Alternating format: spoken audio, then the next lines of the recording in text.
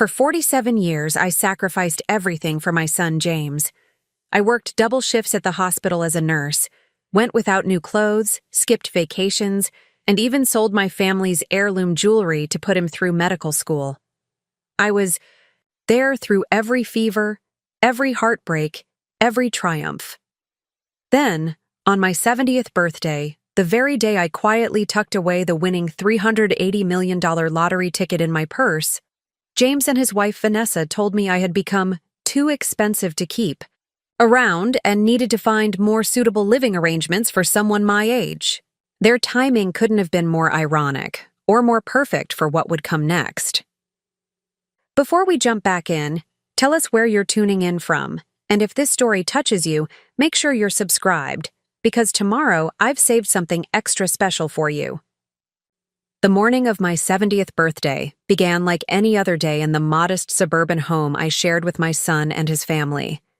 I woke early, my arthritis already, making itself known as I carefully made my way downstairs to prepare breakfast for everyone before they started their day. The kitchen had always been my domain, the one place where my presence in their home was still genuinely appreciated, if only for the results rather than my company.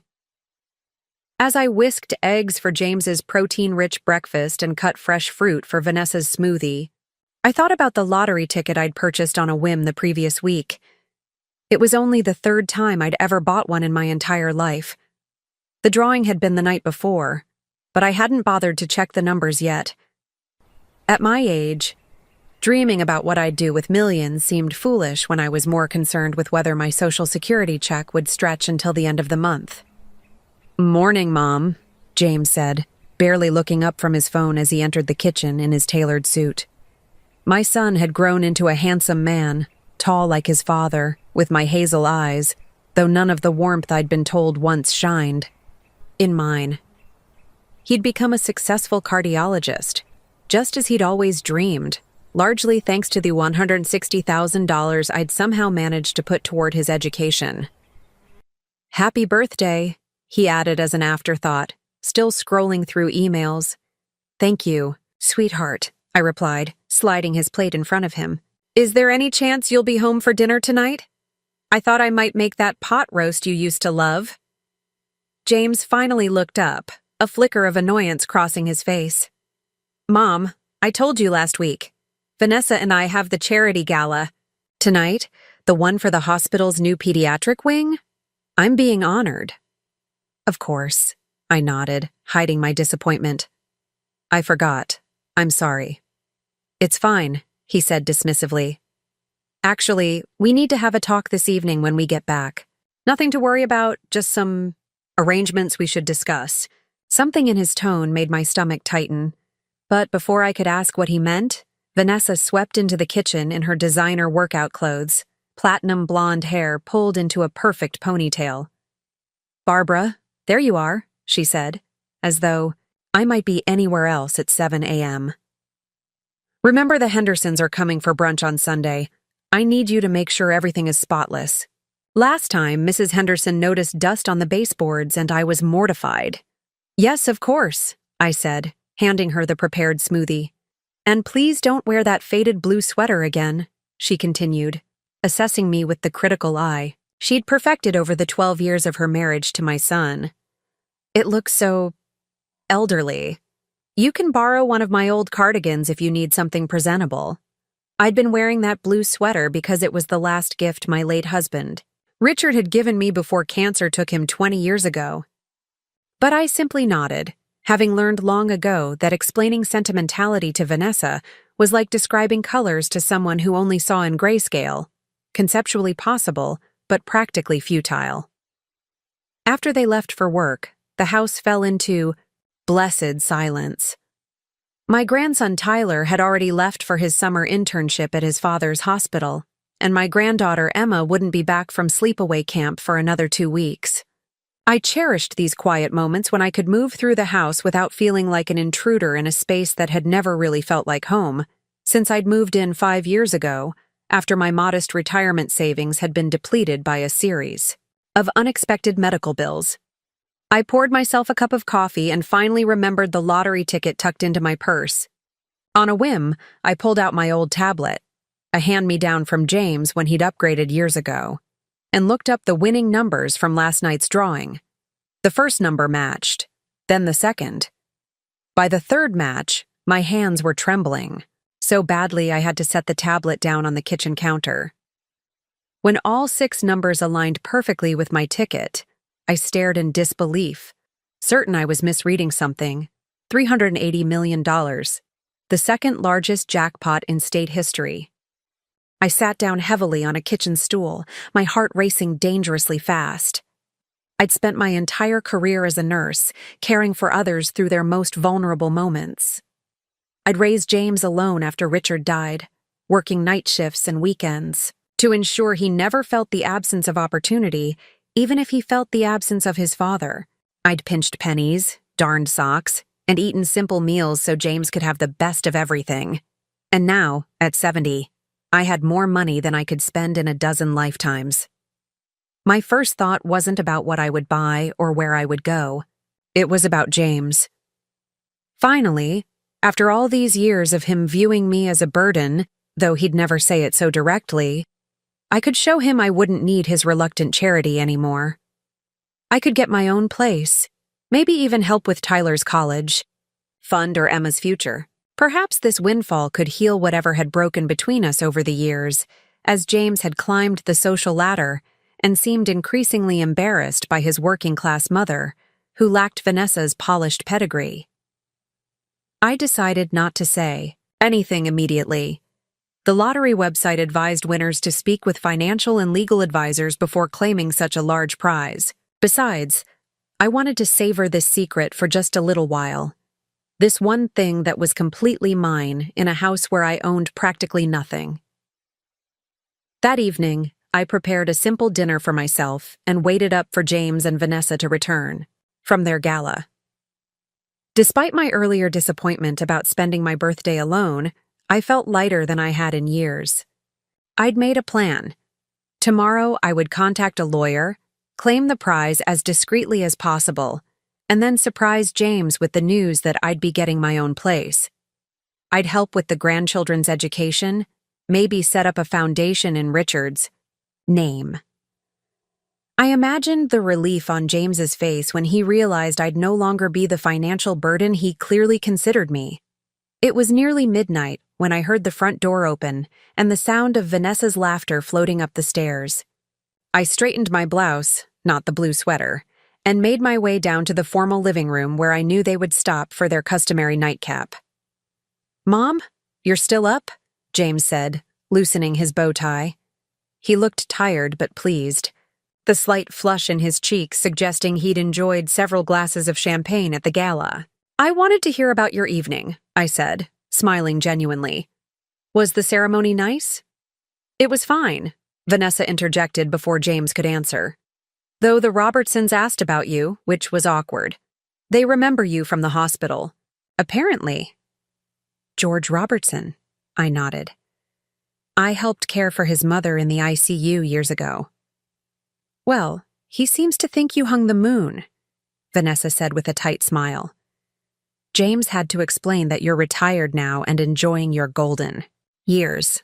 I wanted to point out that my golden years mostly involved cooking their meals, cleaning their house, and babysitting their children for free, but I held my tongue. Today of all days, I could afford to be generous in spirit. "Actually, Mom," James said, setting down his glass of bourbon, "that's part of what we wanted to talk to you about. Your situation." I sat down slowly on the edge of the pristine white sofa that Vanessa had always warned me not to sit on without placing a throw blanket beneath me first. Tonight, I didn't bother with the blanket. Something in James's tone told me this conversation wouldn't be a pleasant one. "We've been thinking," James continued, sitting beside Vanessa on the matching love seat across from me, "that this arrangement isn't really working anymore. Not for any of us."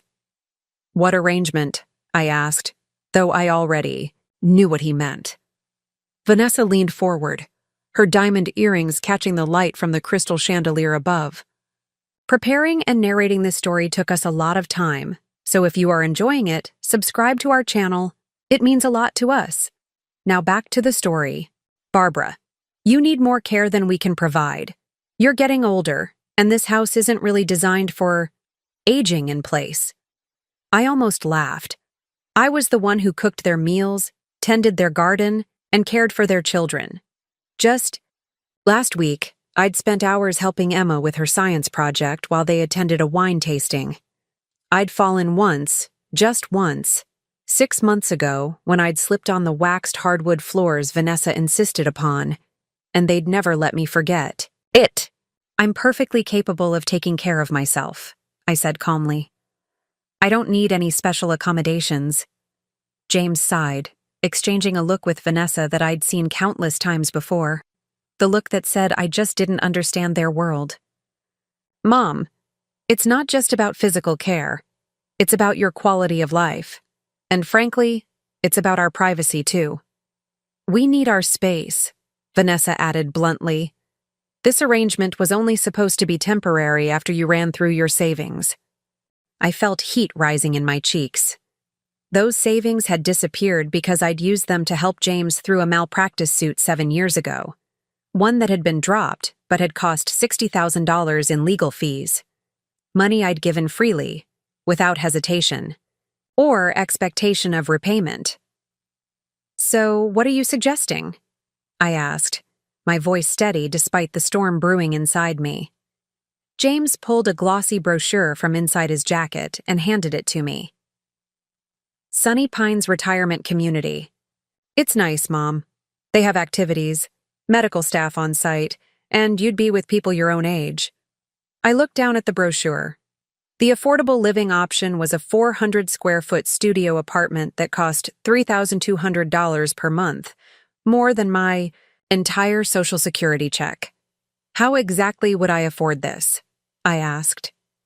Another exchanged glance between them. We'd help, of course, James said, though his tone lacked conviction. And you could work in their gift shop or something for extra money. They have a program for residents to earn pocket change. Pocket change. At 70 years old, after working since I was 16, my son expected me to stock shelves for pocket change. I see, I said quietly, still clutching the brochure. And when would this move happen? Well, Vanessa said, crossing her legs and adjusting her designer dress. We've actually already put down a deposit to hold a unit. They had a cancellation, so we were lucky to get it. You'd move in next week. Next week. They'd made this life-altering decision without even consulting me. The house will be easier to manage without having to worry about your needs, James added, as if this would comfort me. And honestly, Mom, I think you'll be happier there. We're always so busy, and you're alone here too much. I thought about all the family dinners I'd prepared that they'd missed, the times I'd waited up worried when they didn't bother to call, the birthdays, including today's, that had gone uncelebrated because their social obligations took precedence. I understand, I said, surprising myself with how calm I sounded. Inside, a lifetime of accommodation and acquiescence was finally giving way to something else, something that felt dangerously like rebellion. May I think about it overnight? James appeared relieved, clearly having expected more resistance. Of course, Mom, but the unit won't be held long. We'd need to confirm by tomorrow evening. As they headed upstairs, Vanessa paused and turned back to me. Oh, and we'll need you to pare down your belongings. Your unit will be much smaller and we're converting your room into a home gym once you leave. A home gym. My son and his wife were erasing all evidence of my existence before I'd even walked out the door. I returned to my room, the smallest bedroom in the 5-bedroom house, and sat on the edge of my bed. The lottery ticket was still in my purse, folded neatly beside my outdated wallet. I took it out and stared at the numbers that had changed everything. Yet nothing at all. In the morning, while James and Vanessa were still asleep, I slipped out of the house and took the bus downtown. The ride was long, giving me time to reflect on how I'd ended up here.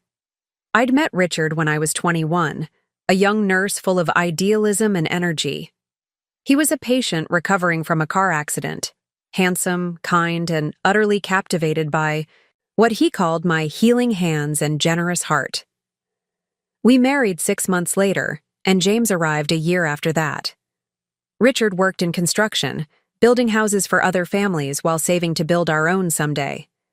We weren't wealthy, but we were happy in our small rental, rich in love and plans for the future.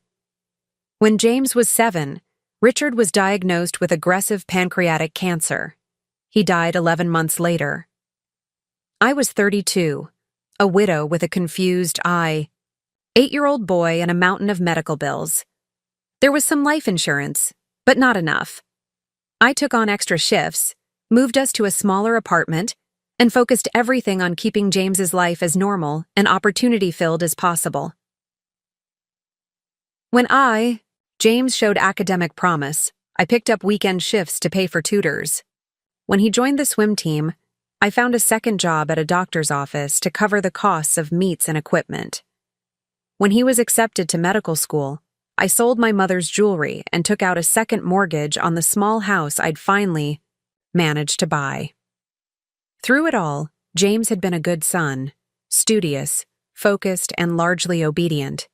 He'd never been particularly demonstrative or affectionate, but I'd attributed that to losing his father so young, to his driven personality.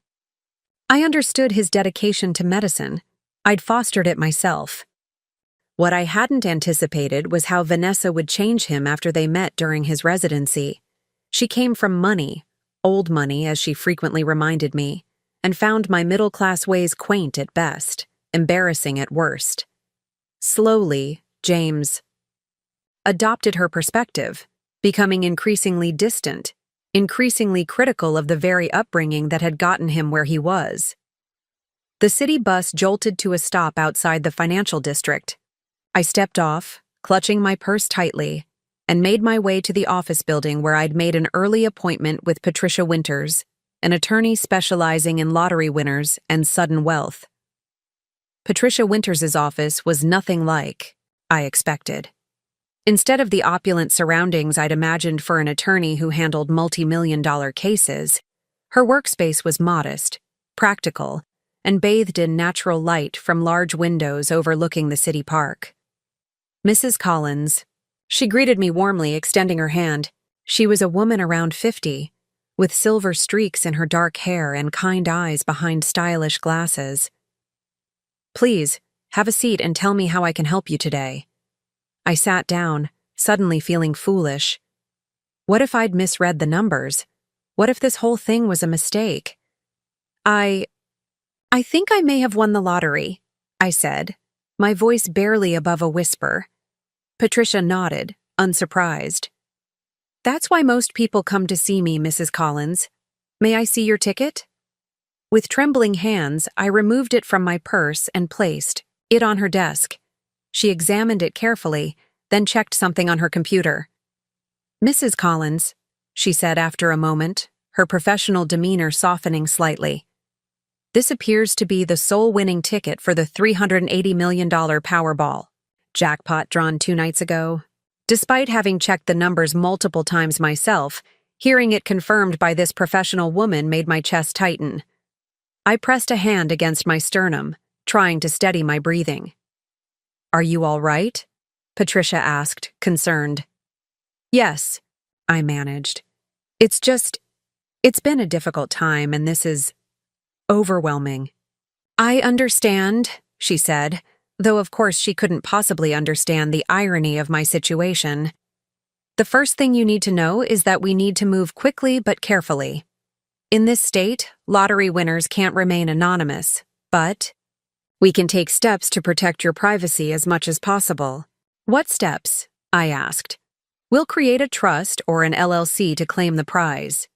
Your name will still be on public record, but it offers some buffer. We'll also need to assemble a team, a financial advisor and an accountant specializing in sudden wealth. And Mrs. Collins," she added, her expression serious, "you shouldn't tell anyone about this win until we have protections in place." I thought about James and Vanessa, about the retirement home brochure still sitting on my nightstand. "That won't be a problem," Patricia explained my options, taking the lump sum payment of approximately $223 million after taxes versus annuity payments, and outlined the immediate steps we needed to take. By the end of our 2-hour meeting, I had signed paperwork to create the second chance trust that would claim my winnings, made appointments with the financial team Patricia recommended, and scheduled a follow-up meeting for the next morning. "Just one more thing," I said as our meeting concluded. "How quickly can I access some of the money? I may need to make new living arrangements soon." Patricia studied me for a moment. "Is everything all right at home, Mrs. Collins?" No one had asked me that question in decades.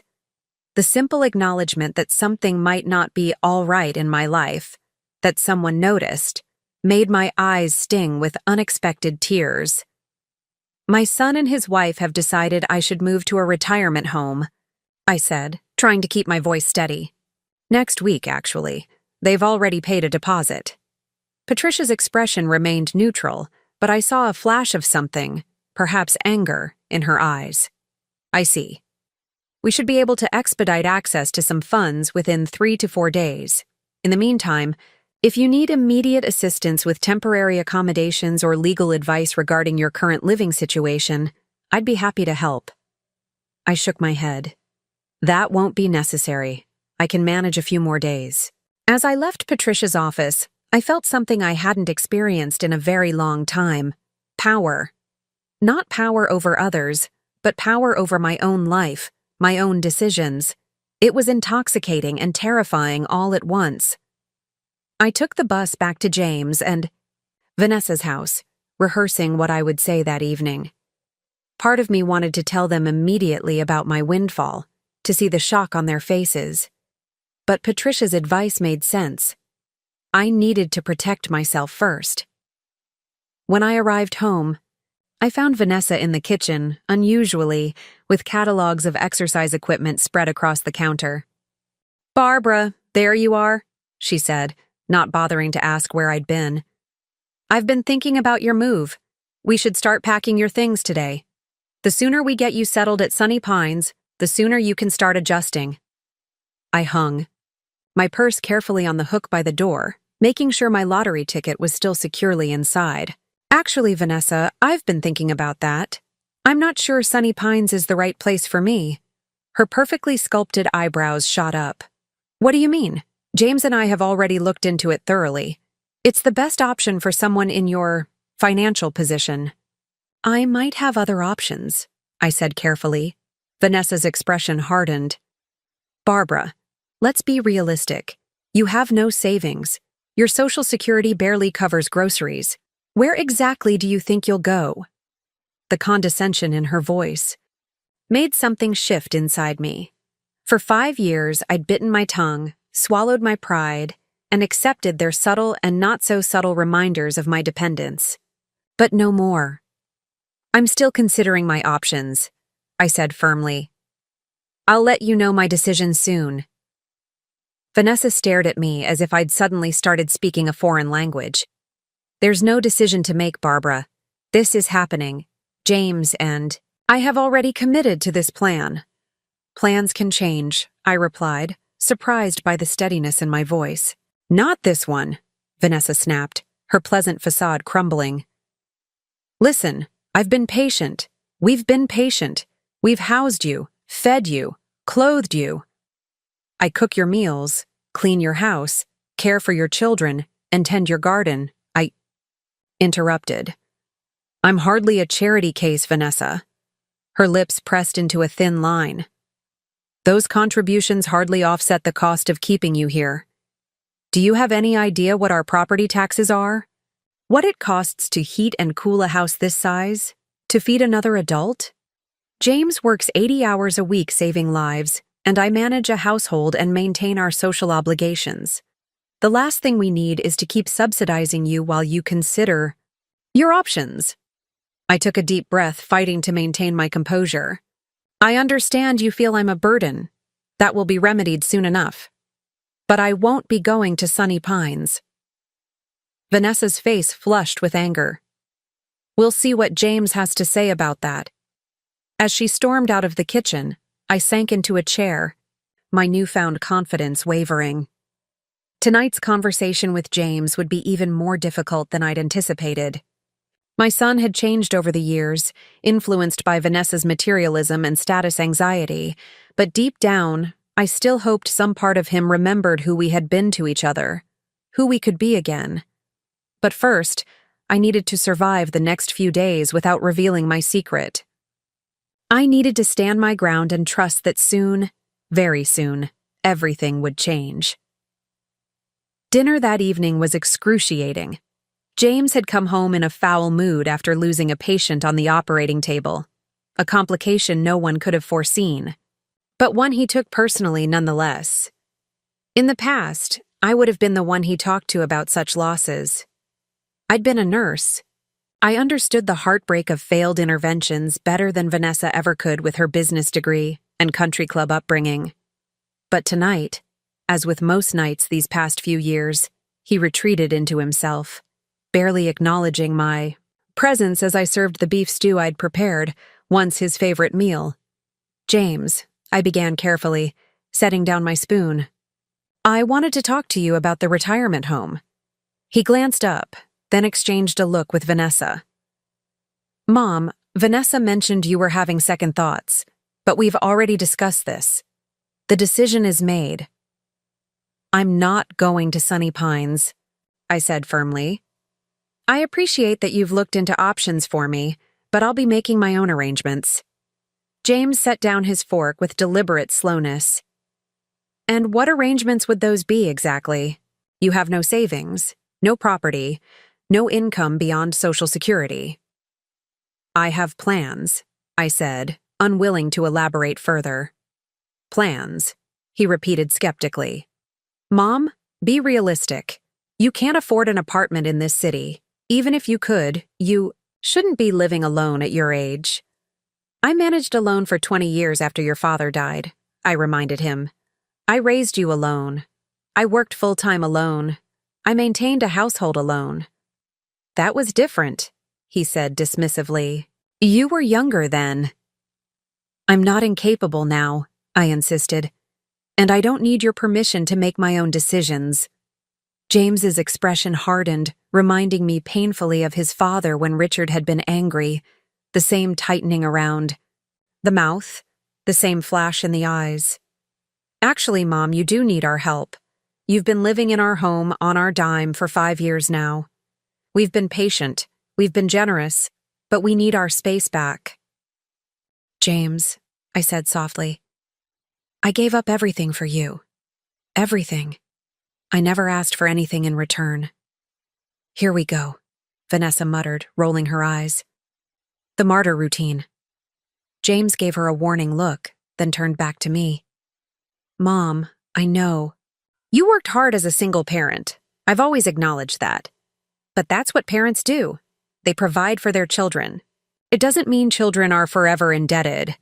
My heart ached at his words. When had my son become so cold, so transactional in his view of family? "I never said you were indebted," I said quietly. "But I did hope for kindness, for respect." "Respect?" Vanessa interjected. "Barbara, we've respected you enough to give you a home when you had nowhere else to go. We've respected you enough to include you in our lives, to let you be part of our children's upbringing." "Let me?" I repeated, incredulous. "I'm their grandmother. I'm James's mother. I'm not some stranger you're doing a favor for." "That's not what Vanessa meant," James said quickly, though his expression suggested it was exactly what she'd meant. "Look, Mom, the point is that we've found a good solution. Sunny Pines is a quality facility with excellent care. You'll have your own space, activities, people your own age to socialize with." "I don't want to go there," I said firmly. "Well, you can't stay here," Vanessa snapped. "That's not on the table anymore." I looked at my son, searching his face for any sign of the boy I'd raised. The boy who'd cried when he found an injured bird, who'd saved his allowance to buy me a birthday gift, who'd hugged me so tightly when he got his medical school acceptance. Letter that I could barely breathe. "James," I said softly, Is that how you feel too? That I can't stay here any longer? He wouldn't meet my eyes. Mom, it's for the best. For everyone. We've already paid the deposit. They're expecting you next Wednesday. And if I refuse? I asked.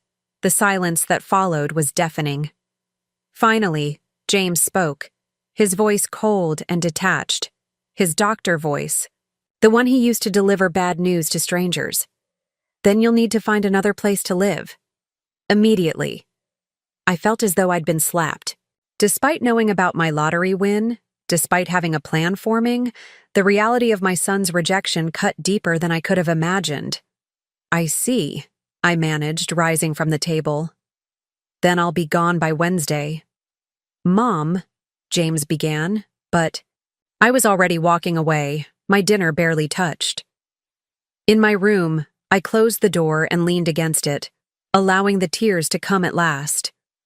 For all my newfound wealth, in this moment, I felt poorer than I ever had in my life.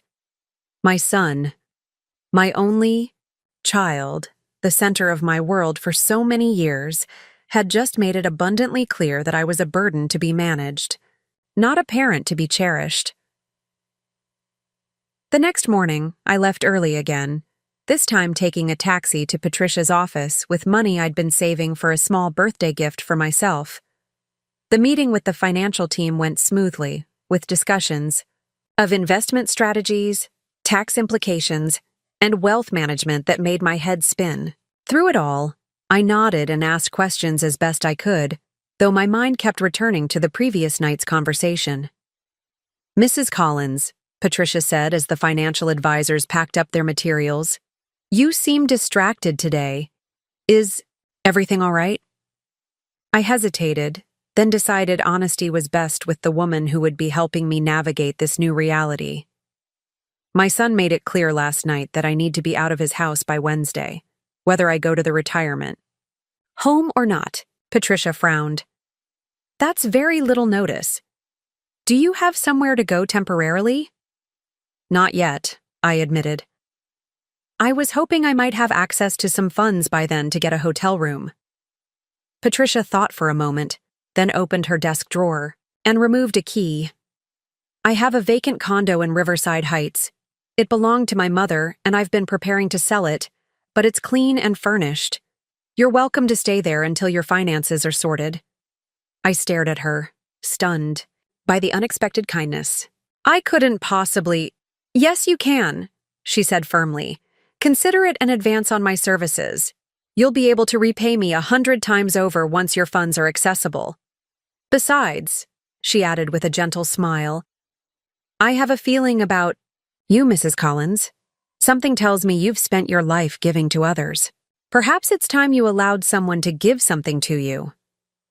As I left Patricia's office with the key to a temporary sanctuary, I felt a complex mixture of emotions: gratitude for her kindness, anxiety about the confrontation to come, and a deep, persistent sadness about James. The irony wasn't lost on me. After a lifetime of financial struggle, I now had more money than I could ever spend, yet the only thing I truly wanted, my son's love and respect, seemed further out of reach than ever. That evening I began quietly packing my belongings while James and Vanessa attended yet another hospital function. I didn't have much: clothes that were mostly outdated, a few photo albums, Richard's watch, the quilt my grandmother had made for my wedding. My life's possessions fit into 2 suitcases and a small box. As I carefully wrapped a framed photo of James at his medical school graduation, his arm around my shoulders, both of us beaming with pride, I wondered where we had lost our way. When had his ambition turned to coldness? When had his drive for success eclipsed his capacity for compassion? And perhaps most importantly, once he learned of my newfound wealth, would anything between us really change? Or would it only confirm what I was beginning to fear, that our relationship had become as transactional as his view of the world? Wednesday morning arrived with a sense of finality. I had spent the previous day quietly organizing my affairs, visiting my bank to ensure my meager accounts were secured, and calling my few remaining friends to let them know I'd be moving. Though, I shared no details about my lottery win or the circumstances of my departure from James's home. As I zipped my second suitcase closed, there was a soft knock at my bedroom door. To my surprise, it was my grandson Tyler, who should have been at his internship. "Grandma?" he said hesitantly. "Can I come in?" Tyler was 19, tall like his father, but with a gentleness that reminded me of Richard. Unlike his sister Emma, who had fully embraced Vanessa's materialistic values, Tyler had always seemed uncomfortable with his parents' lifestyle and attitude toward me. "Of course, sweetheart," I said, quickly wiping away a stray tear. "Shouldn't you be at the hospital?" He stepped inside, closing the door behind him. I told Dad I had a morning class. His eyes fell on my packed suitcases. "So it's true. They're making you leave." I sighed, sitting on the edge of the bed and patting the space beside me. "It's complicated, Tyler." "No, it's not," he said with a flash of anger that surprised me. "It's wrong. Your family, they're treating you like an inconvenience." "Your parents have their reasons," I said diplomatically, though my heart warmed at his indignation on my behalf. "Dad said you refused to go to Sunny Pines." Tyler sat beside me, his young face troubled. "He made it sound like you were being difficult and ungrateful."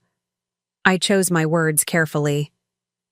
"I'm grateful for the shelter they've provided, but Sunny Pines isn't right for me.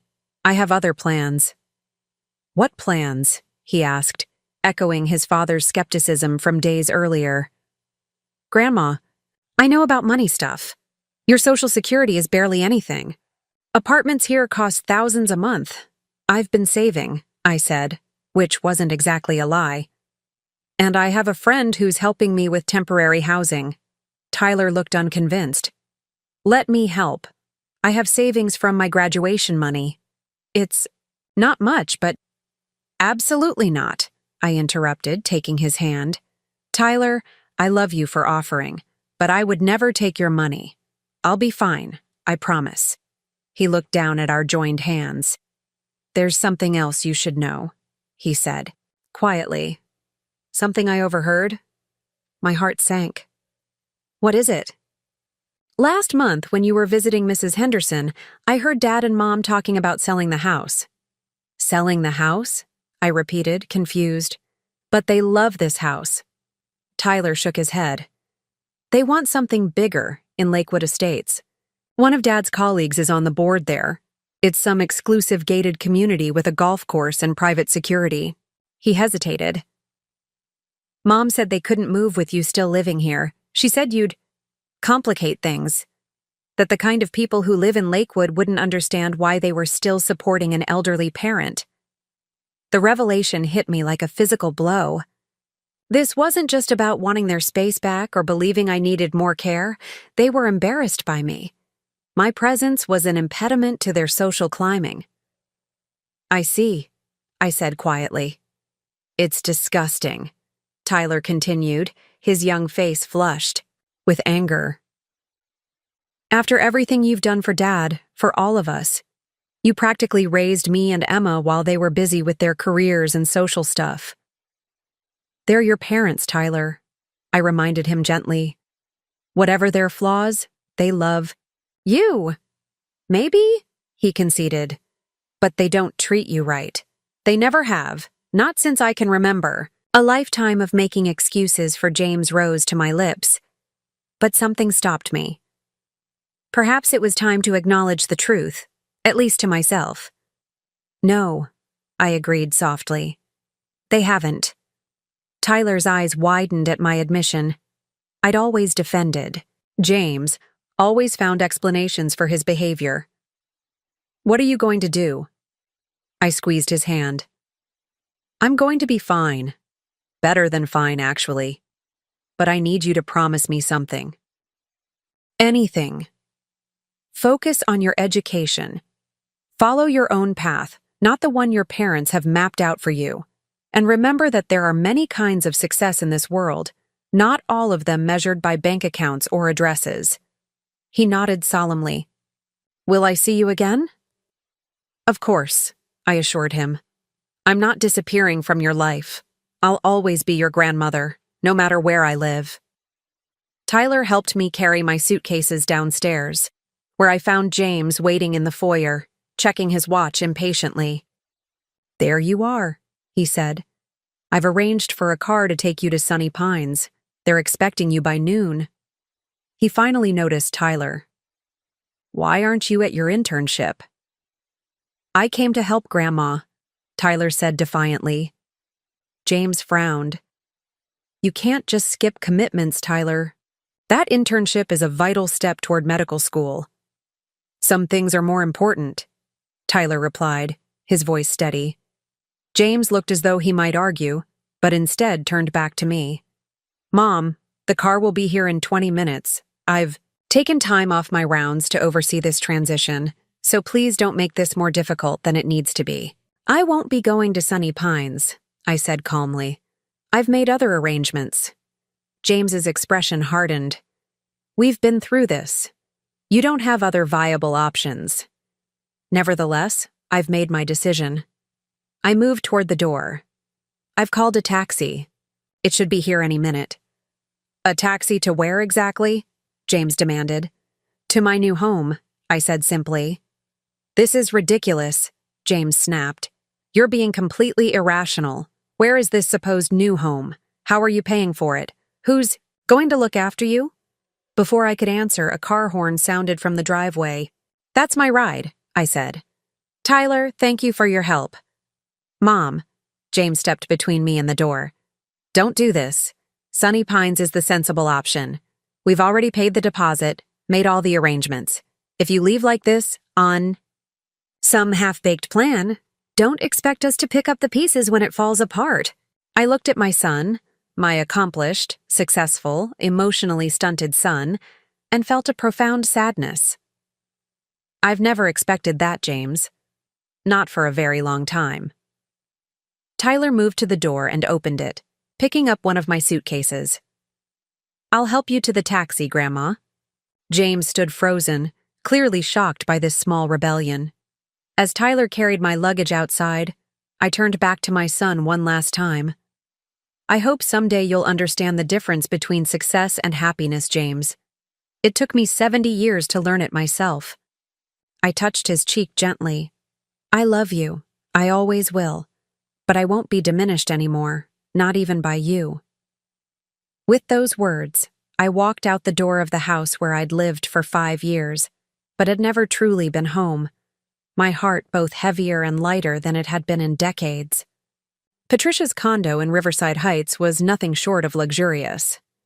Located on the 14th floor of a modern high-rise, it featured floor-to-ceiling windows overlooking the river, gleaming hardwood floors, and tasteful contemporary furnishings. The kitchen was equipped with top-of-the-line appliances, and the bathroom boasted a shower with multiple jets and a soaking tub I could only describe as decadent.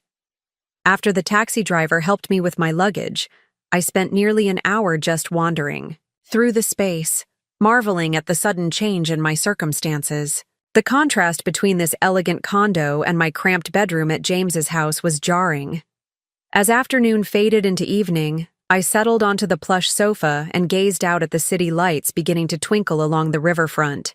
For the first time in years, I was completely alone. No demands on my time, no judgment of my movements, no underlying tension. The silence felt strange yet welcoming, like rediscovering an old friend. My phone buzzed with a text message from Tyler. Did you get settled okay? Parents are furious. Dad called Sunny Pines and they said you never showed up. Mom is saying you're being selfish. I smiled sadly and typed back, I'm fine, sweetheart. Very comfortable.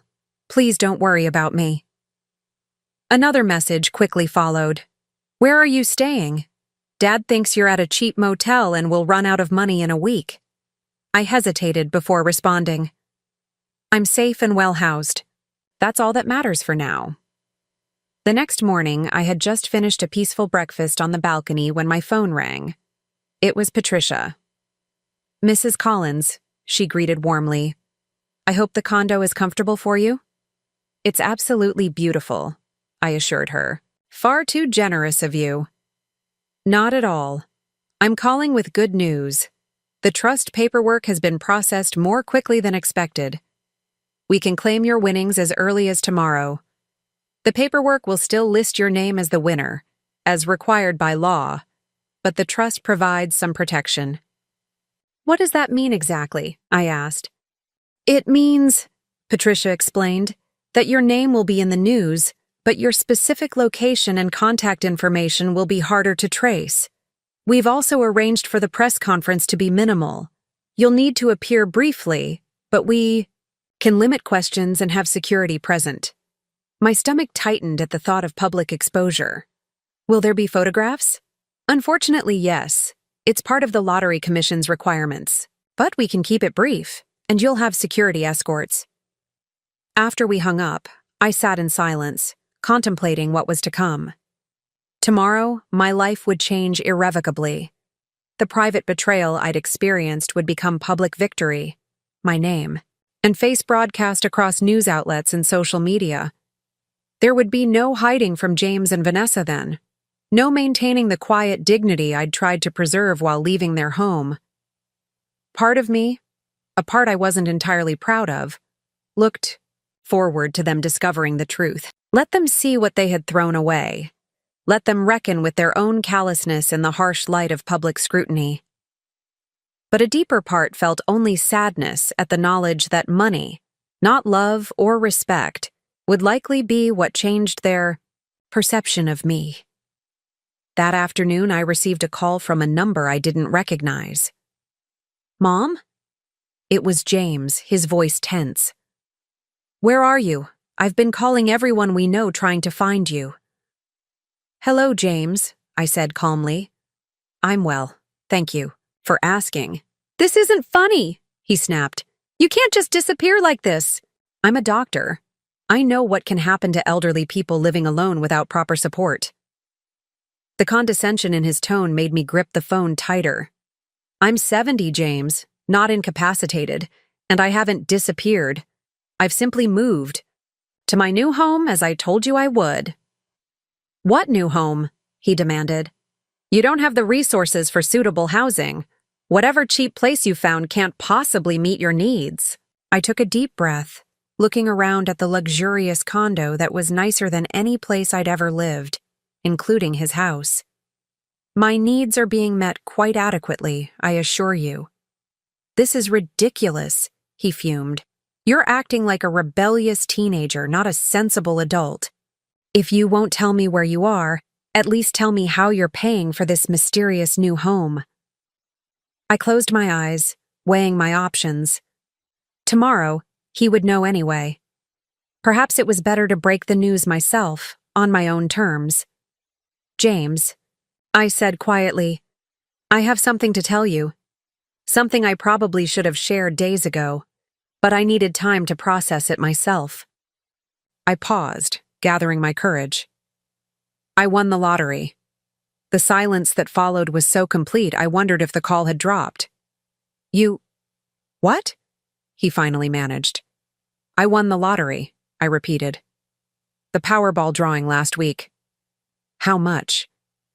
His voice had changed completely, the anger replaced by something else, shock, certainly, but also a note I recognized all too well, calculation. The jackpot was $380 million, I said simply. Another long silence. Then a strange sound. Half laugh, half gasp. You're joking. This is some kind of bizarre revenge fantasy because you're angry about Sunny Pines. It's not a joke, James. I'm claiming the prize tomorrow. It will be in the news. Mom, his tone had softened dramatically, become almost tender. Why didn't you tell us? This changes everything. You shouldn't be alone right now. You need family around you. Lottery winners are targets, you know. There are scammers, thieves, all sorts of dangers. The sudden shift in his concern was so transparent, it would have been comical if it hadn't been so painful. I have excellent security, I assured him, and legal representation. Legal representation? Already? "Mom, you have to be careful who you trust with this kind of money. You should come home. Let me help you sort through all this." Home. The word hung between us, heavy with irony. The same home I'd been forced to leave just hours ago was now being offered back to me. Not because I was valued or loved, but because I was suddenly valuable. "I appreciate the concern," I said carefully. "But I'm quite comfortable where I am. My legal team is exceptional, and I'm being well advised. Mom, be reasonable." His voice had an edge of desperation now. "This is a complex situation. You need family support, proper guidance. Why don't I come pick you up? We can talk through all of this together, make proper plans." I closed my eyes, feeling a strange mix of vindication and heartbreak. "The plans have already been made, James. I'm claiming the prize tomorrow and moving forward with my life. A life that, until approximately 2 minutes ago, you had made abundantly clear didn't need to include you." "That's not fair," he protested. "We were concerned about your well-being, trying to find the best solution for your care. You're twisting things." "Am I?" I asked quietly. "Tyler told me about Lakewood Estates, James. About how my presence in your home was preventing you from moving into a more exclusive neighborhood," he faltered. "Tyler shouldn't have." "That was a private conversation, taken out of context." "Was it?" "Then explain the context to me. Explain how forcing your mother into a retirement home she neither wanted nor could afford was about my well-being rather than your social aspirations." "Mom, please." His voice had turned plaintive. "Let's not fight. This is wonderful news. We should be celebrating, planning for the future. Your future, our family's future. Our family, as if the bonds he'd been so willing to sever days earlier could simply be reformed at the prospect of financial benefit. "I need to go, James," I said, suddenly exhausted by the conversation. "I have appointments to prepare for tomorrow." "Wait," he said quickly. "At least tell me where you are. Maybe Vanessa and I could bring dinner tonight, make a nice evening of it." The same Vanessa who'd called me a burden, who'd complained about the cost of feeding me, who'd warned me not to sit on her white sofa without a protective cover, was now eager to bring me dinner. "Not tonight," I said firmly. "I'll be in touch after the press conference tomorrow." As I ended the call, I felt tears streaming down my face, not tears of joy or vindication, but of profound grief. In his immediate shift from disdain to deference, James had confirmed my worst fear. His love, his respect, his very conception of my worth as a human being was entirely conditional. And that revelation hurt more than all the years of subtle humiliation combined. The Lottery Commission's offices were more modest than I'd expected, a government building with fluorescent lighting and practical furniture. Patricia had arranged for me to arrive through a private entrance, avoiding the small crowd of reporters gathered at the main doors. Mrs. Collins greeted a smartly dressed woman who introduced herself as Diane Lowry, the Commission's Public Relations Director. "We're so pleased to meet you. If you'll follow me, we have a private room where you can wait until the brief ceremony." Patricia stayed close by my side as we were led to a small conference room. "Remember," she said quietly, "keep your comments brief. Thank the Commission, express gratitude, and defer any specific questions about your plans to your team of advisors. Don't share personal details or your location."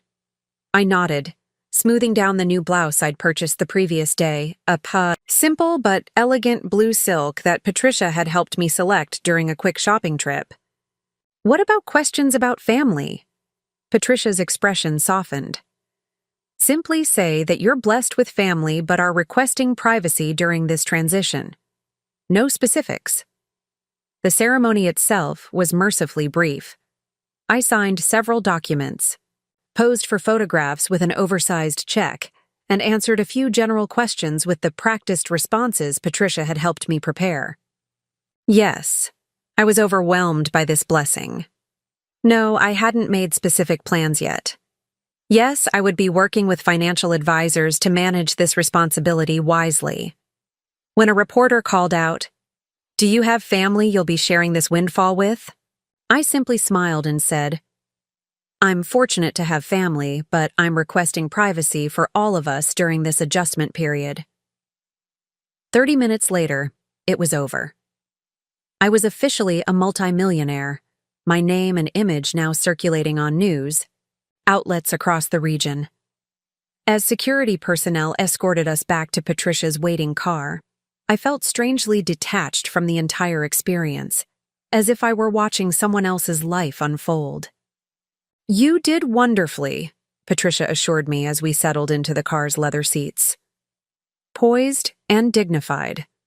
Now, the next 48 hours will be challenging. Your phone will likely be flooded with calls from media, distant relatives, and financial services trying to solicit your business. I recommend you turn it off completely or change your number. I nodded, already seeing the notifications piling up on my screen. There were 7 missed calls from James, 3 from Vanessa, and numerous text messages. I powered off the phone, without reading them. What next? I asked, suddenly feeling the weight of my new reality. Now we implement the plan we discussed, Patricia said confidently. The trust is established, your initial funds are being transferred to your new accounts, and the security team is in place at the condo. Tomorrow we'll meet with the real estate agent to begin looking at permanent housing options. And James? I asked quietly. Patricia's expression grew serious. That's entirely up to you, Barbara. You're in control now. You decide who has access to you, who benefits from your generosity, who plays what role in your life moving forward. Control. Such a simple word for such a profound concept. For decades, my life had been shaped by obligation, sacrifice, and later, dependence. The idea that I now held the power to determine my own path and the nature of my relationships was both exhilarating and terrifying. Back at the condo, I finally turned my phone back on, bracing myself for the deluge. Among the dozens of notifications from unknown numbers and news outlets, James had called 17 times and left 5 voicemails. I steeled myself and listened to the first one. Mom, I just saw you on the news. I can't believe this. Call me immediately. We need to talk about security, about protecting your assets. I'm worried about you. The second. Mom, why aren't you answering? We're family. We should be handling this together. Vanessa and I are very concerned. The third grew increasingly agitated. This is ridiculous, Mom. You can't just shut us out like this. We're your family. We have a right to be involved in decisions of this magnitude. The fourth was Vanessa's voice, honey-sweet in a way I'd never heard directed at me. Barbara, darling, we're just beside ourselves with worry. James is frantic. Please call us. We only want what's best for you. Families should stick together during times like these. The final voicemail, left just minutes before I checked my phone, was James again, his tone now verging on desperation. Mom, please. I know things have been difficult between us lately. I admit we may have been hasty about Sunny Pines. We can work all that out. Just call me back, please.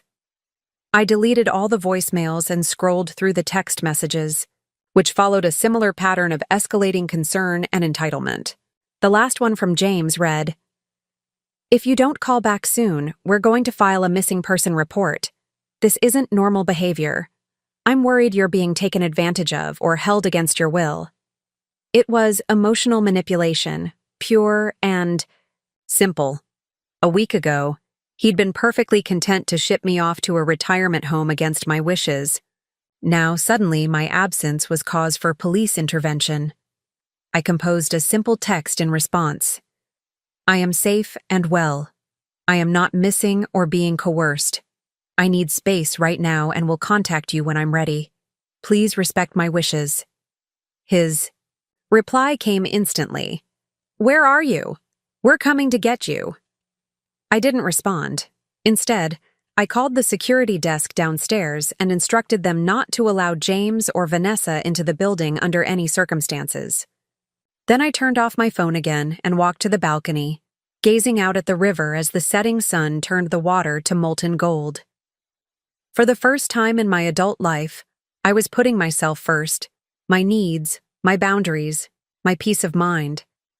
It felt foreign, almost uncomfortable, like a muscle long unused suddenly called into service. But beneath the discomfort was something else. A growing sense of rightness, of reclaiming something essential that had been surrendered long ago. The following week passed in a whirlwind of activity. With Patricia's guidance, I assembled a team of professionals to help manage my newfound wealth. A financial advisor specializing in sudden wealth syndrome, an accountant with expertise in high-net-worth individuals, and a personal security consultant who had previously worked with lottery winners. Meanwhile, I began the process of reinventing my life from the ground up. A personal shopper helped me select a new wardrobe. Not extravagant designer labels, but quality pieces that fit properly and made me feel confident. A nutritionist designed meal plans to address the health issues I'd been ignoring due to lack of funds. I even scheduled my first appointment with a therapist, acknowledging that the emotional weight of recent events and decades of putting others first required professional support to process. James continued his campaign of calls and messages, alternating between concern, anger, and poorly disguised attempts to insert himself into my financial affairs. I maintained minimal contact, responding only with brief assurances that I was well and had proper professional guidance. 10 days after claiming my winnings, I found myself touring a beautiful 3-bedroom home in a quiet, upscale neighborhood, near the botanical gardens I'd always loved visiting. The house was perfect, single level with no stairs to navigate as I aged, a garden I could tend myself, a kitchen designed for someone who loved cooking, and most importantly, excellent security. Features including a gated entrance and modern alarm system. "It's lovely," I told the real estate agent, a kind woman named Helen who specialized in helping clients find homes that would accommodate aging in place. "And being near the gardens would be wonderful." "Shall we make an offer?" Helen asked. "Properties in this neighborhood don't stay on the market long." I hesitated only briefly before nodding. "Yes, let's do it. Full asking price." That evening, as I sat on Patricia's condo balcony watching the sunset, my phone rang with an unknown number. "Mrs. Collins?" a young woman's voice asked when I answered.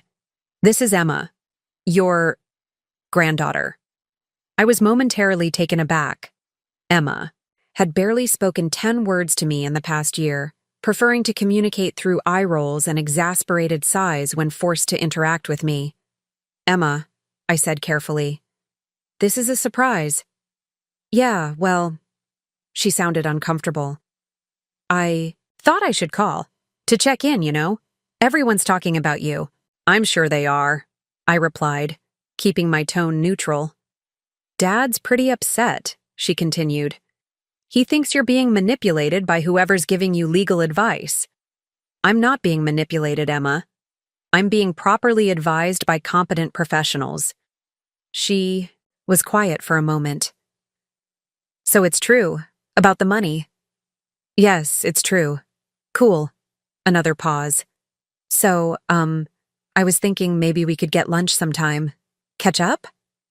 The transparent nature of her sudden interest would have been comical if it weren't so painful. This was the same girl who had complained loudly about being stuck with me when her parents needed a last-minute babysitter for her during their Aspen ski trip last winter. "That would be nice," I said, deciding to take the high road. "But I'm quite busy getting settled at the moment." "Perhaps in a few weeks." "Oh," she sounded disappointed. "Sure, whatever. I just thought, never mind." "Thought what, Emma?" Her voice dropped to a near whisper. "Dad said you'd probably want to help with college tuition now, for your grandkids, and—" There it was, the real purpose of her call. Not concern for my well-being, not a desire to repair our relationship, but a coldly calculated attempt to secure her share of my windfall. "I see," I said quietly. "Emma, I'm going to say something important, and I hope you'll really hear it. There's a difference between being wealthy and being rich. Wealth is what you have. Richness is how you live, the quality of your relationships, the depth of your compassion, the way you treat people when there's nothing to gain. She said nothing, so I continued. I spent my life trying to give your father every advantage, every opportunity. I succeeded in making him wealthy by the world's standards, but I failed in teaching him true richness. I don't intend to make the same mistake with you and Tyler. Whatever financial decisions I make regarding my grandchildren will be based on the values you demonstrate, not the expectations you bring. That's not fair, she protested. You can't just decide who deserves your money based on who you think is nice enough. Actually, Emma, that's exactly what I can do. It's my money, my choice. Just as it was your parents' choice to decide I wasn't worth keeping in their home once I became inconvenient, she huffed in frustration. You're being really vindictive right now. No, I'm being honest. There's a difference. I softened my tone slightly. Emma, I love you because you're my granddaughter. That won't change. But respect and financial support are earned, not given. If you want a relationship with me, a real one, I'm open to that. But it won't be transactional. The next day, my offer on the house was accepted. As I signed the paperwork in Patricia's office, I felt a wave of satisfaction wash over me. For the first time in decades, I was creating a home that was truly mine.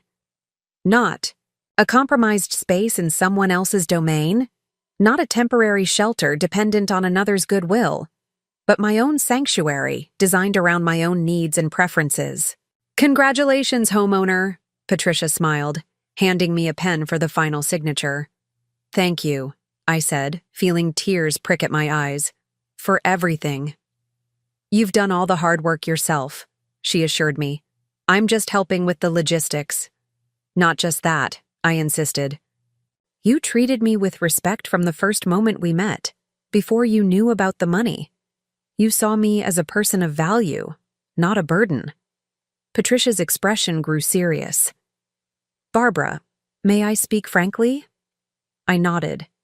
In my years of practice, I've worked with many wealthy individuals, people who inherited family fortunes, executives with 8-figure salaries, entrepreneurs who sold their companies for billions.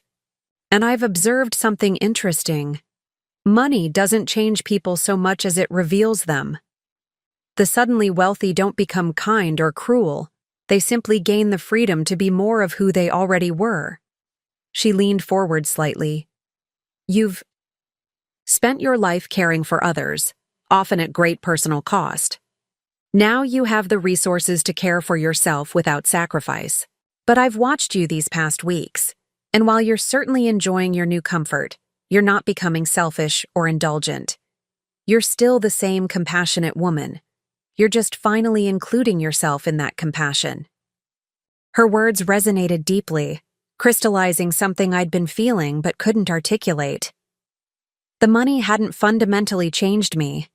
It had simply removed the constraints that had prevented me from living authentically. As I left Patricia's office that afternoon, I realized I was standing taller, breathing more easily. The constriction in my chest that had been my constant companion for years, the physical manifestation of living on others' terms, had finally begun to ease. I was becoming visible to myself again, after decades of focusing the lens exclusively on others. It wasn't so much a transformation as a remembering, a gradual reclaiming of the woman I had always been beneath the layers of compromise and accommodation.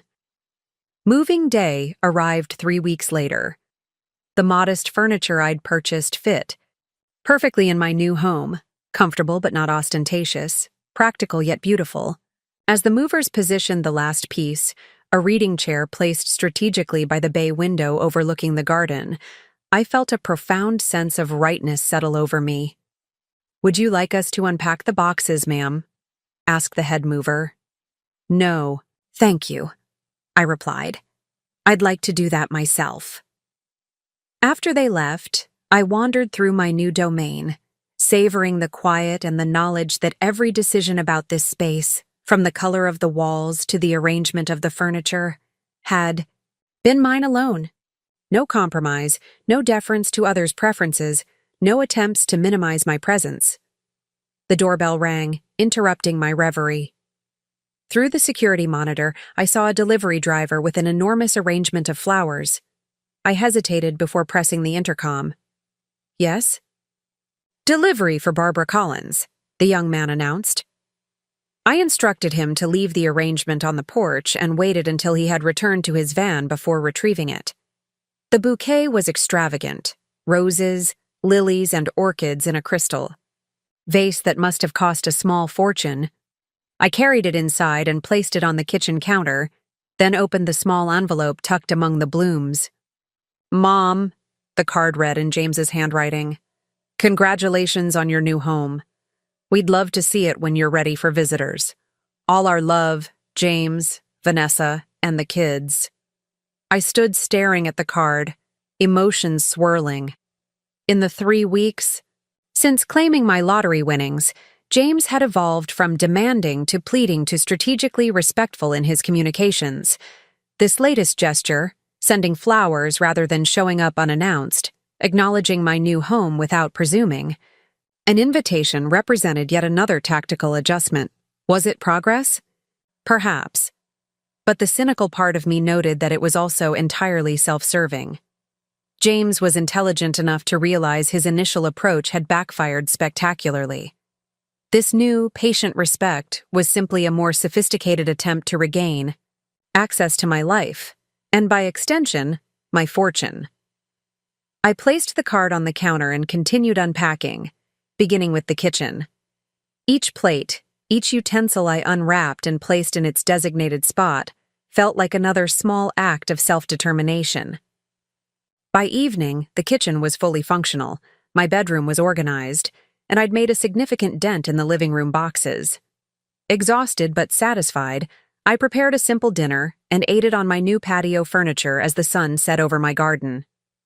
The sprinkler system activated automatically, sending a fine mist over the newly planted flower beds.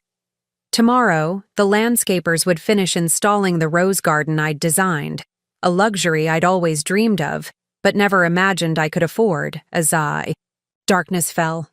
My phone chimed with a text message. It was Tyler.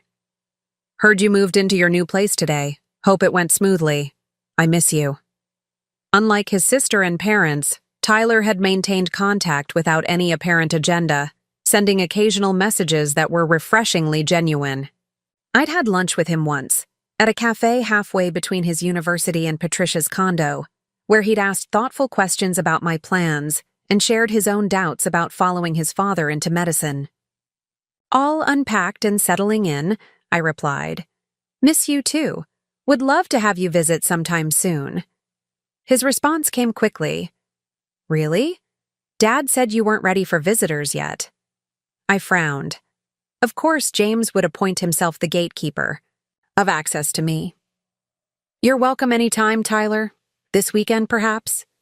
That would be awesome. I could help with any unpacking you have left. We arranged for him to visit Saturday afternoon, and I felt a warmth spread through me at the prospect. Despite everything, I was still a grandmother who missed her grandchildren, or, at least, the one grandchild who seemed to value me as a person rather than a potential benefactor. The next morning, I woke to the sound of birds in my garden rather than the tension-filled silence of James and Vanessa's house. I prepared coffee in my new kitchen, then carried it to the patio to watch the landscapers begin work on the rose garden. My phone rang, Patricia calling with updates on various financial matters. The initial firestorm of media interest had died down, but she had screened several legitimate charitable organizations seeking support and wanted to schedule a meeting to discuss philanthropic planning. I'd like that, I told her. I've been thinking about setting up some kind of nursing scholarship, maybe named for Richard. That's a wonderful idea, she agreed. We can explore options next week. How are you settling into the new house? It feels like home already, I said. I can hardly believe it's mine. You deserve it, Patricia said firmly. Every square inch. After we hung up, I spent the morning continuing to unpack and organize. Around noon, I decided to venture out to the nearby farmers market I'd noticed during previous visits to the botanical gardens. As I selected fresh produce for the coming week, reveling in the simple pleasure of choosing ingredients without worrying about cost, a woman approximately my age approached tentatively. "Excuse me," she said. "Are you Barbara Collins?" I tensed slightly, wary of strangers after the media attention. "Yes? I thought so. I recognized you from the newspaper." She smiled warmly. "I'm Eleanor Winters. I volunteer at the botanical gardens just down the street." "Oh, how lovely." I relaxed slightly. "I've always enjoyed those gardens." "We're always looking for new volunteers," she ventured, "especially people with any gardening experience. It's such a wonderful community, mostly retirees like us, but some younger folks too. Very welcoming." The invitation caught me off guard. It had been so long since anyone had simply wanted my company or contribution, without an underlying agenda. "I'd like that," I said, surprising myself. "I'm just getting settled in my new place, but perhaps in a week or two." "Wonderful," Eleanor beamed, handing me a card with the volunteer coordinator's information. "We meet every Tuesday and Thursday morning. It's quite therapeutic, working with the plants. And the coffee klatch afterward isn't bad either." As I continued my shopping, now with a spring in my step, I realized something profound was happening. Day by day, interaction by interaction, I was building not just a new home, but a new life. One based on authentic connections and genuine interests, rather than obligation and dependency. The momentum was building, carrying me forward into a future. I was designing myself, brick by deliberate brick. It wasn't just about the money, although that had been the catalyst. It was about reclaiming agency, about rediscovering parts of myself that had been submerged beneath decades of self-sacrifice. For the first time in longer than I could remember, I was excited about what tomorrow might bring. Saturday afternoon. Arrived with perfect early autumn weather, crisp air, golden sunshine, and a gentle breeze that carried the scent of my newly planted roses through the open windows. I had prepared a light lunch for Tyler's visit and was just arranging cookies on a plate when the security system chimed, alerting me to a car at the gate. I checked the monitor and felt my stomach clench. It wasn't just Tyler at the gate. It was James's SUV with the entire family inside. For a moment, I considered denying entry, enforcing the boundary I had so carefully established. But Tyler's hopeful face was visible in the passenger seat, and I couldn't bring myself to turn him away, even if it meant dealing with the others. I pressed the intercom. "Tyler, I wasn't expecting the whole family." There was a muffled conversation inside the car before Tyler's voice came through. "I'm sorry, Grandma. Dad insisted on driving me. He said it was on their way to somewhere else." A transparent lie, but not Tyler's fault. I sighed and pressed the button to open the gate, then went to the front door to greet them. James emerged from the driver's side first, whistling softly as he took in the property. "Wow, Mom, this is quite a place." Vanessa exited next, her critical eye scanning the exterior of the house, no doubt calculating its value. Emma slouched out last, her attention fixed on her phone until Vanessa nudged her. "Grandma!" Tyler rushed forward to hug me. "I'm really sorry. I didn't know they were all coming." "It's all right," I assured him, returning his embrace before turning to the others. "This is a surprise." "We were heading to the country club for lunch," Vanessa explained smoothly. "And since it's in this direction, we thought we'd drop Tyler off and get a quick peek at your new home. If that's all right, of course."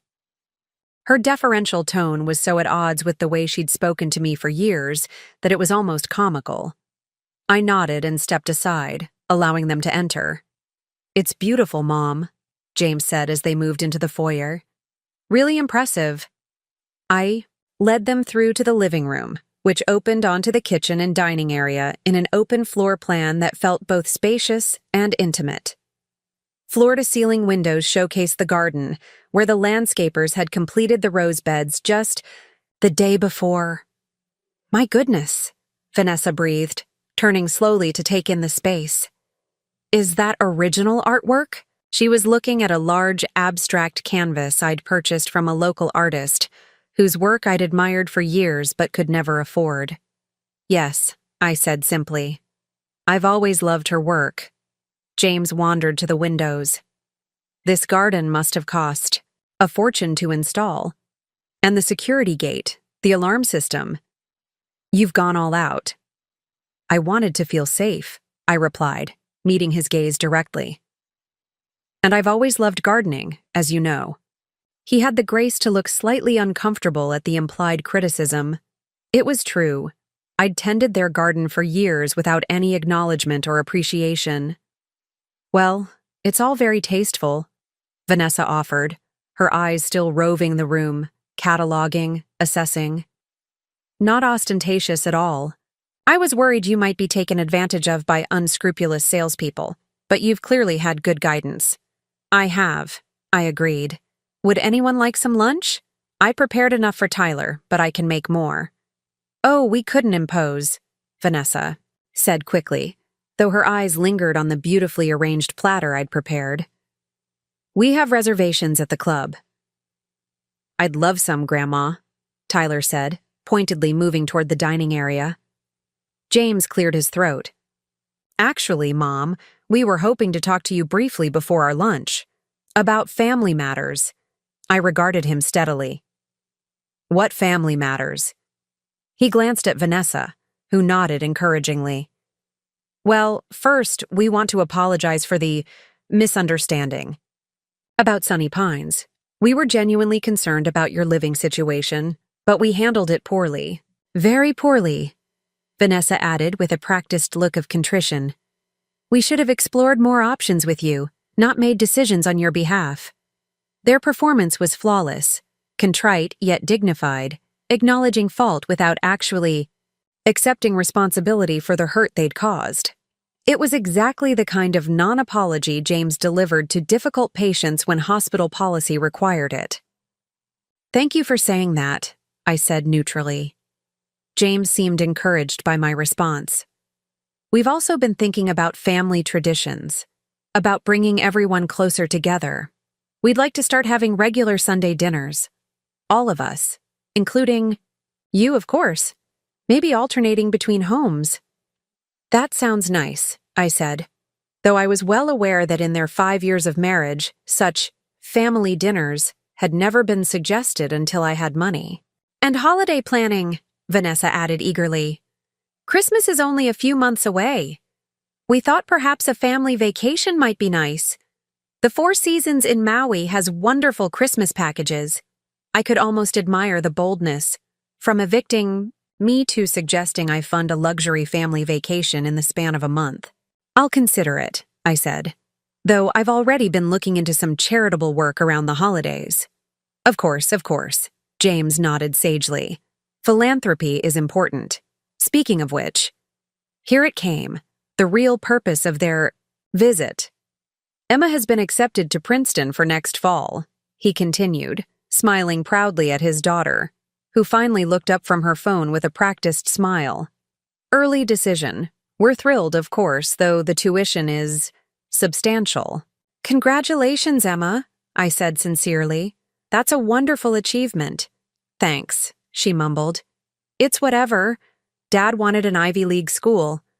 James frowned slightly at her lack of enthusiasm.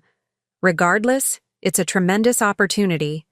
We've been discussing setting up education funds for both kids, maybe some trust arrangements.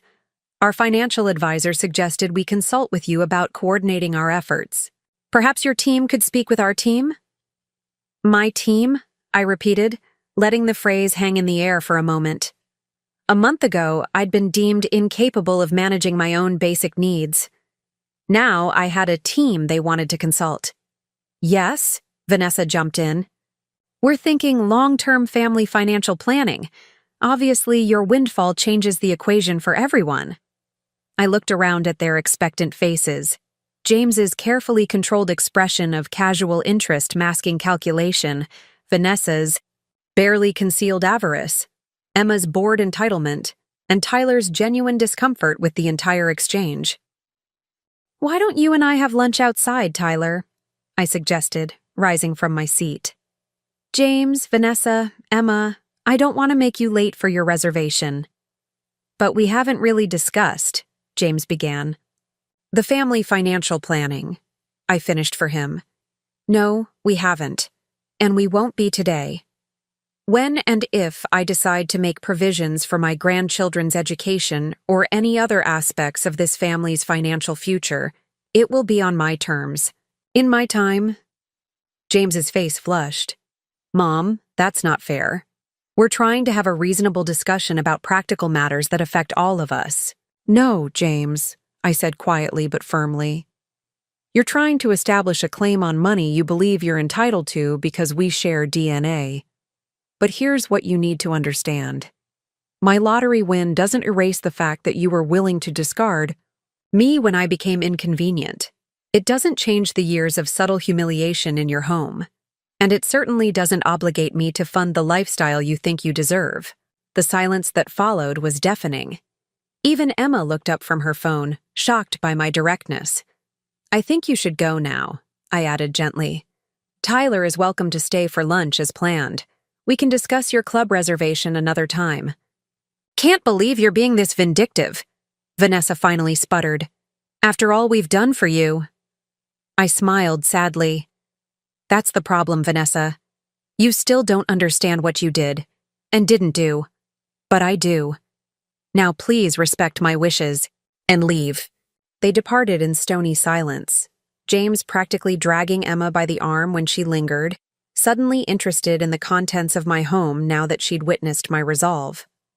After they were gone, Tyler and I sat in the garden with our lunch, the awkwardness gradually dissolving into comfortable conversation about his studies, his friends, his doubts about medicine. "I'm sorry about them," he said finally. "They've been obsessed with your money since the news broke. It's all they talk about." "It's not your fault," I assured him. "And you're always welcome here, regardless of what happens with your parents." He looked at me thoughtfully. "You've changed, Grandma. You're different now." "How so?" "You're stronger, more yourself somehow. It's nice to see." His simple observation touched me deeply.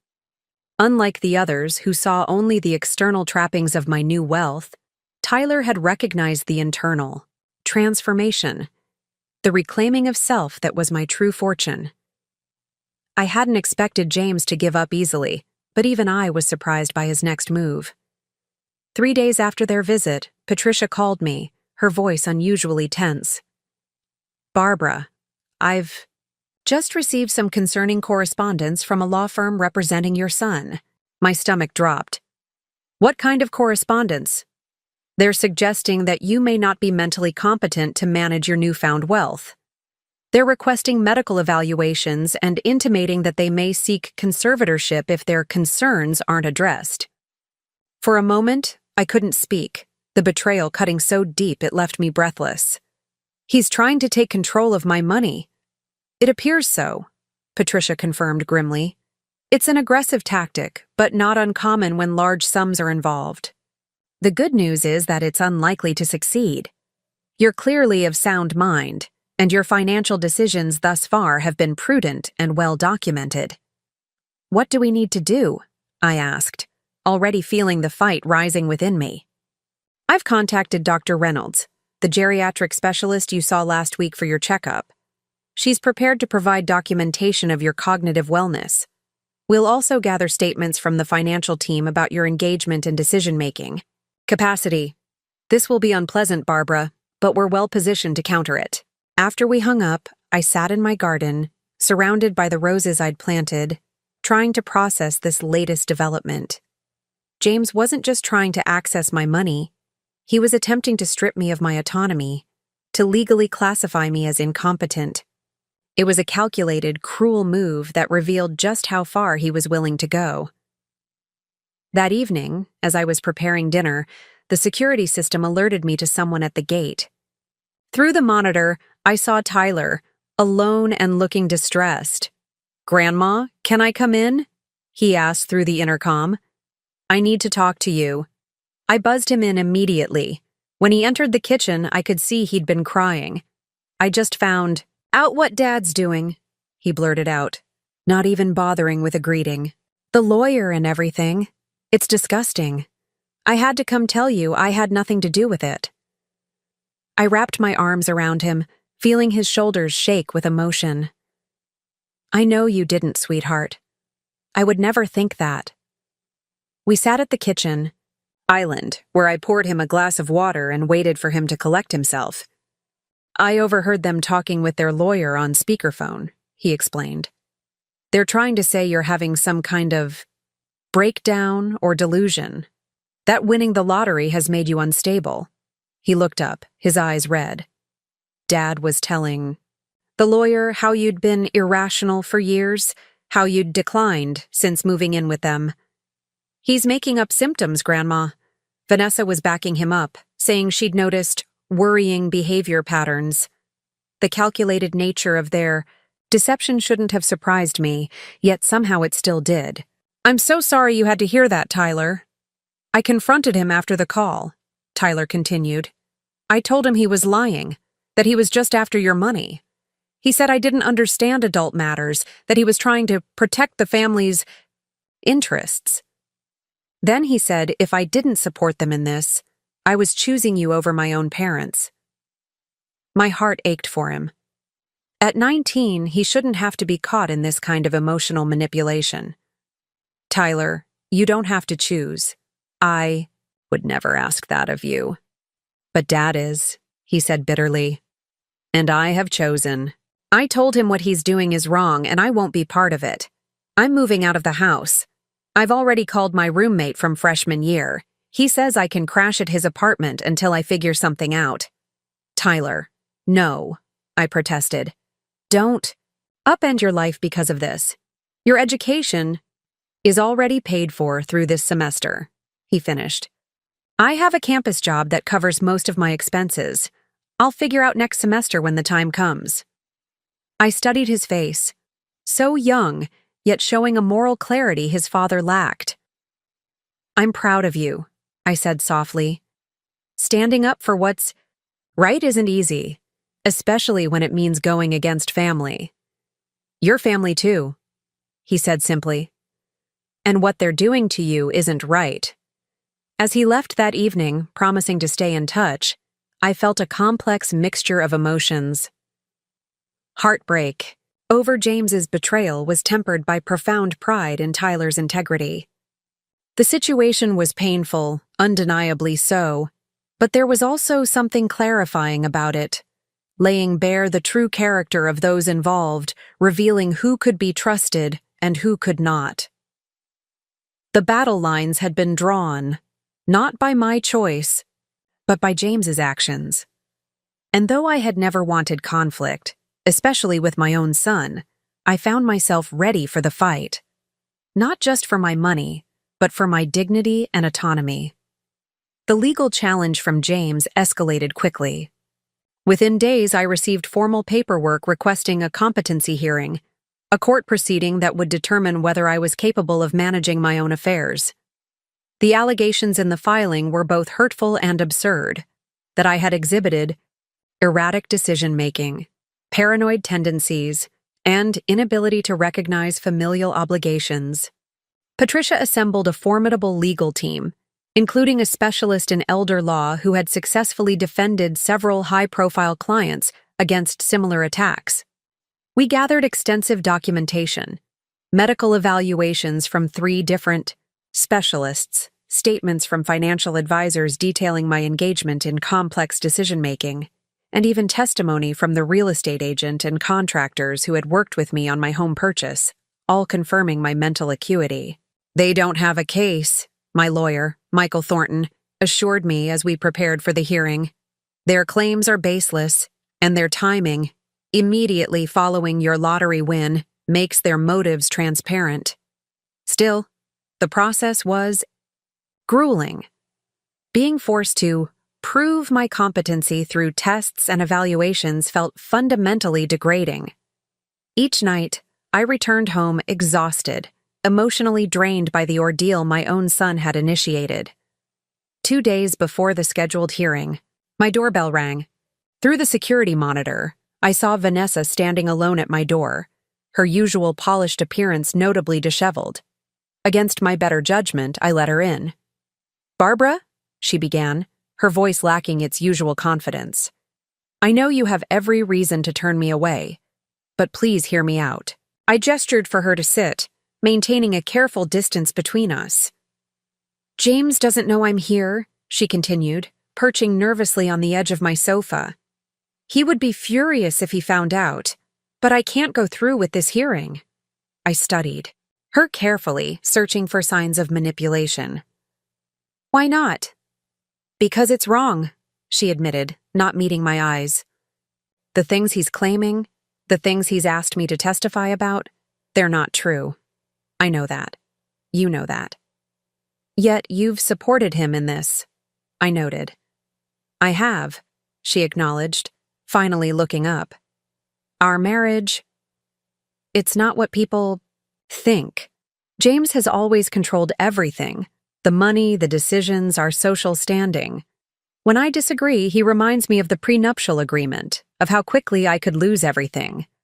I remained silent, unwilling to be drawn into their marital issues.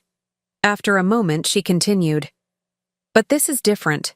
He wants me to lie under oath, to say I observed behaviors that never happened. I can't do that, not even for him." "What are you proposing, Vanessa?" She straightened, seeming to gather her resolve. "I want to withdraw from the case. I won't testify against you. And I have documentation, emails between James and his lawyer where they discuss fabricating evidence about your mental state. I'm willing to submit these to your legal team." My suspicion must have shown on my face, because she quickly added, "I don't want anything from you, Barbara. Not money, not forgiveness. I can't be part of this. It's crossed a line even. I can't justify." The conversation left me deeply unsettled. Part of me wanted to believe in Vanessa's sudden attack of conscience, but years of experience with her manipulation made me wary. I called Patricia immediately after Vanessa left, relaying our conversation and the offer of potentially damning emails. "It could be legitimate," Patricia said thoughtfully. "People do have moments of clarity, especially when asked to commit perjury. But it could also be a trap, a way to undermine our case if we rely on evidence she later claims was fabricated." "What should we do?" I asked. "Let me reach out to her through proper channels. If she's sincere, she'll cooperate formally with our legal team." To my surprise, Vanessa did exactly that. The next morning, she appeared at Patricia's office with printed emails and access to her accounts, allowing our team to verify their authenticity. The evidence was damning. Detailed discussions between James and his lawyer about crafting a narrative of my supposed mental decline, acknowledging there was no real evidence but suggesting that with Vanessa's corroboration, they might convince a sympathetic judge. "Why are you doing this?" I asked Vanessa when Patricia arranged a meeting between us. She looked tired, the perfect facade cracked to reveal something vulnerable beneath. "Because Tyler was right," she said simply. "What James is doing is wrong, and I've been complicit in too many wrong things in the name of security and status." I didn't fully trust her sudden moral awakening, but the evidence she provided was genuine and potent. With it, our legal position strengthened considerably. The day of the hearing, I arrived at the courthouse to find a small crowd gathered outside, reporters who had caught wind of the sensational case of the lottery winner whose son was trying to seize control of her fortune. Patricia guided me through the chaos, shielding me from questions and cameras. Inside, I saw James for the first time since his failed visit to my home. He sat with his lawyer, his expression thunderous as he noticed Vanessa seated on our side of the courtroom beside Tyler. When our eyes met, I expected to see anger or calculation, but instead, his gaze held something more complex, a flickering. Uncertainty that suggested, perhaps for the first time, he realized he had miscalculated badly. The hearing itself was anticlimactic. When our lawyer presented the emails Vanessa had provided, along with her affidavit describing how James had pressured her to lie, his legal team requested a recess. 20 minutes later, they returned to withdraw the petition entirely. The judge, clearly displeased with the waste of court resources, addressed James directly before dismissing the case. Mr. Collins, I strongly advise you to reconsider any further legal actions against your mother. The evidence suggests this petition was not filed in good faith, and any similar attempts may result in sanctions. As we exited the courtroom, James approached, his face flushed with a mixture of anger and embarrassment. "This isn't over," he muttered, low enough that only I could hear. "You've turned my wife against me, poisoned my son's mind. I won't forget that." I looked at my son, this stranger wearing the face of the boy I'd raised, and felt a profound sadness wash over me. "No, James," I replied quietly. "This is over. Whatever comes next, whatever choices you make, I won't engage in further battles. With you. Not because I can't win, but because there's nothing left to fight for." 3 weeks after the failed court hearing, James requested a meeting. His message, delivered through Patricia rather than directly to me, was brief and formal.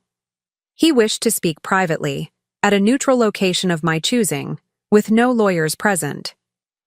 After consulting with Patricia, who advised caution, but acknowledged the potential value of resolution, I agreed to meet at a private dining room in an upscale restaurant downtown. I arrived early, accompanied by a security guard Patricia had insisted upon, who positioned himself discreetly outside the room. James entered precisely on time, looking thinner than when I'd last seen him. The confident swagger was gone, replaced by a tightly controlled rigidity that spoke of someone holding themselves together through sheer force of will. "Thank you for agreeing to see me," he began stiffly, taking the seat across from me.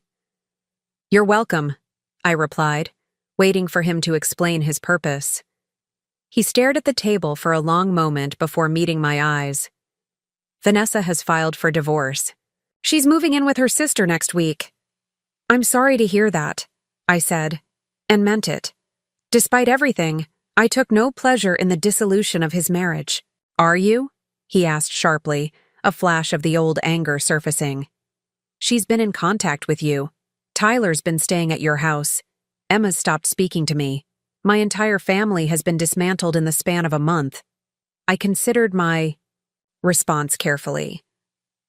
"James, I haven't encouraged anyone to take sides or make decisions about their relationship with you.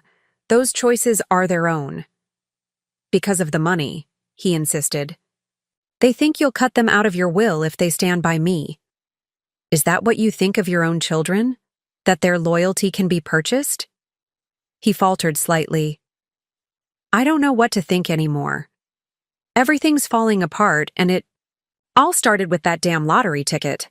"No," I said gently but firmly. "It started long before that. The lottery didn't create these problems, James. It merely revealed what was already there. Your sense of entitlement, your conditional care, your willingness to discard people when they no longer serve your purposes." "That's not fair," he protested, but the words lacked conviction. "Isn't it? You were ready to send me to a retirement home I couldn't afford. You kicked me out of your house when I refused. Then, when you discovered I had money, you tried to seize control of it by legally declaring me incompetent. Which part? Am I misrepresenting?" He had no answer for that. Instead, he asked, "Do you hate me?" The question caught me off guard with its raw vulnerability. In that moment, he looked less like the calculating man who had tried to take everything from me, and more like the boy who had once sought my reassurance after making a mistake. "No, James," I said softly. "I don't hate you.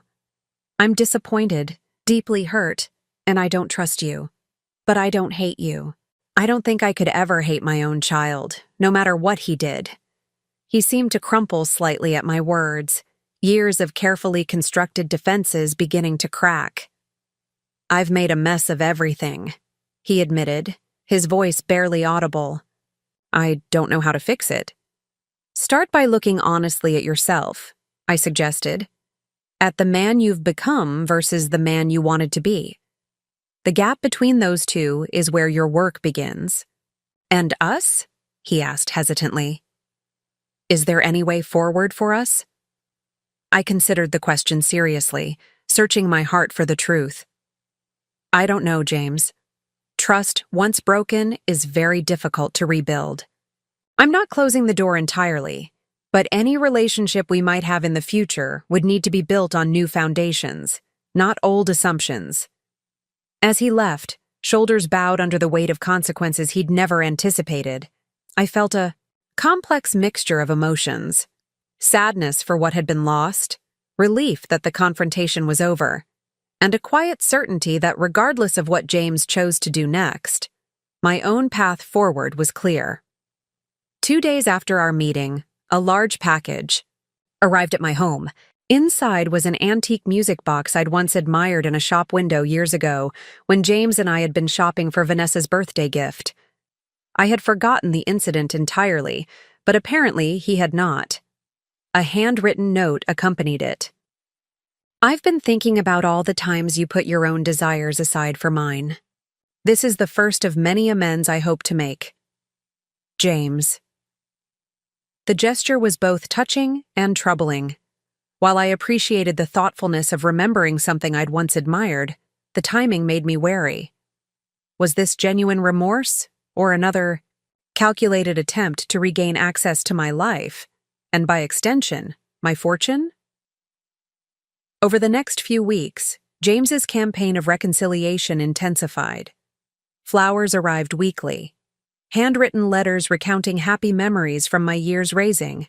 Him appeared in my mailbox. He even volunteered at the botanical gardens where I had begun spending Tuesday mornings, showing up in work clothes ready to mulch beds and prune shrubs alongside the other volunteers.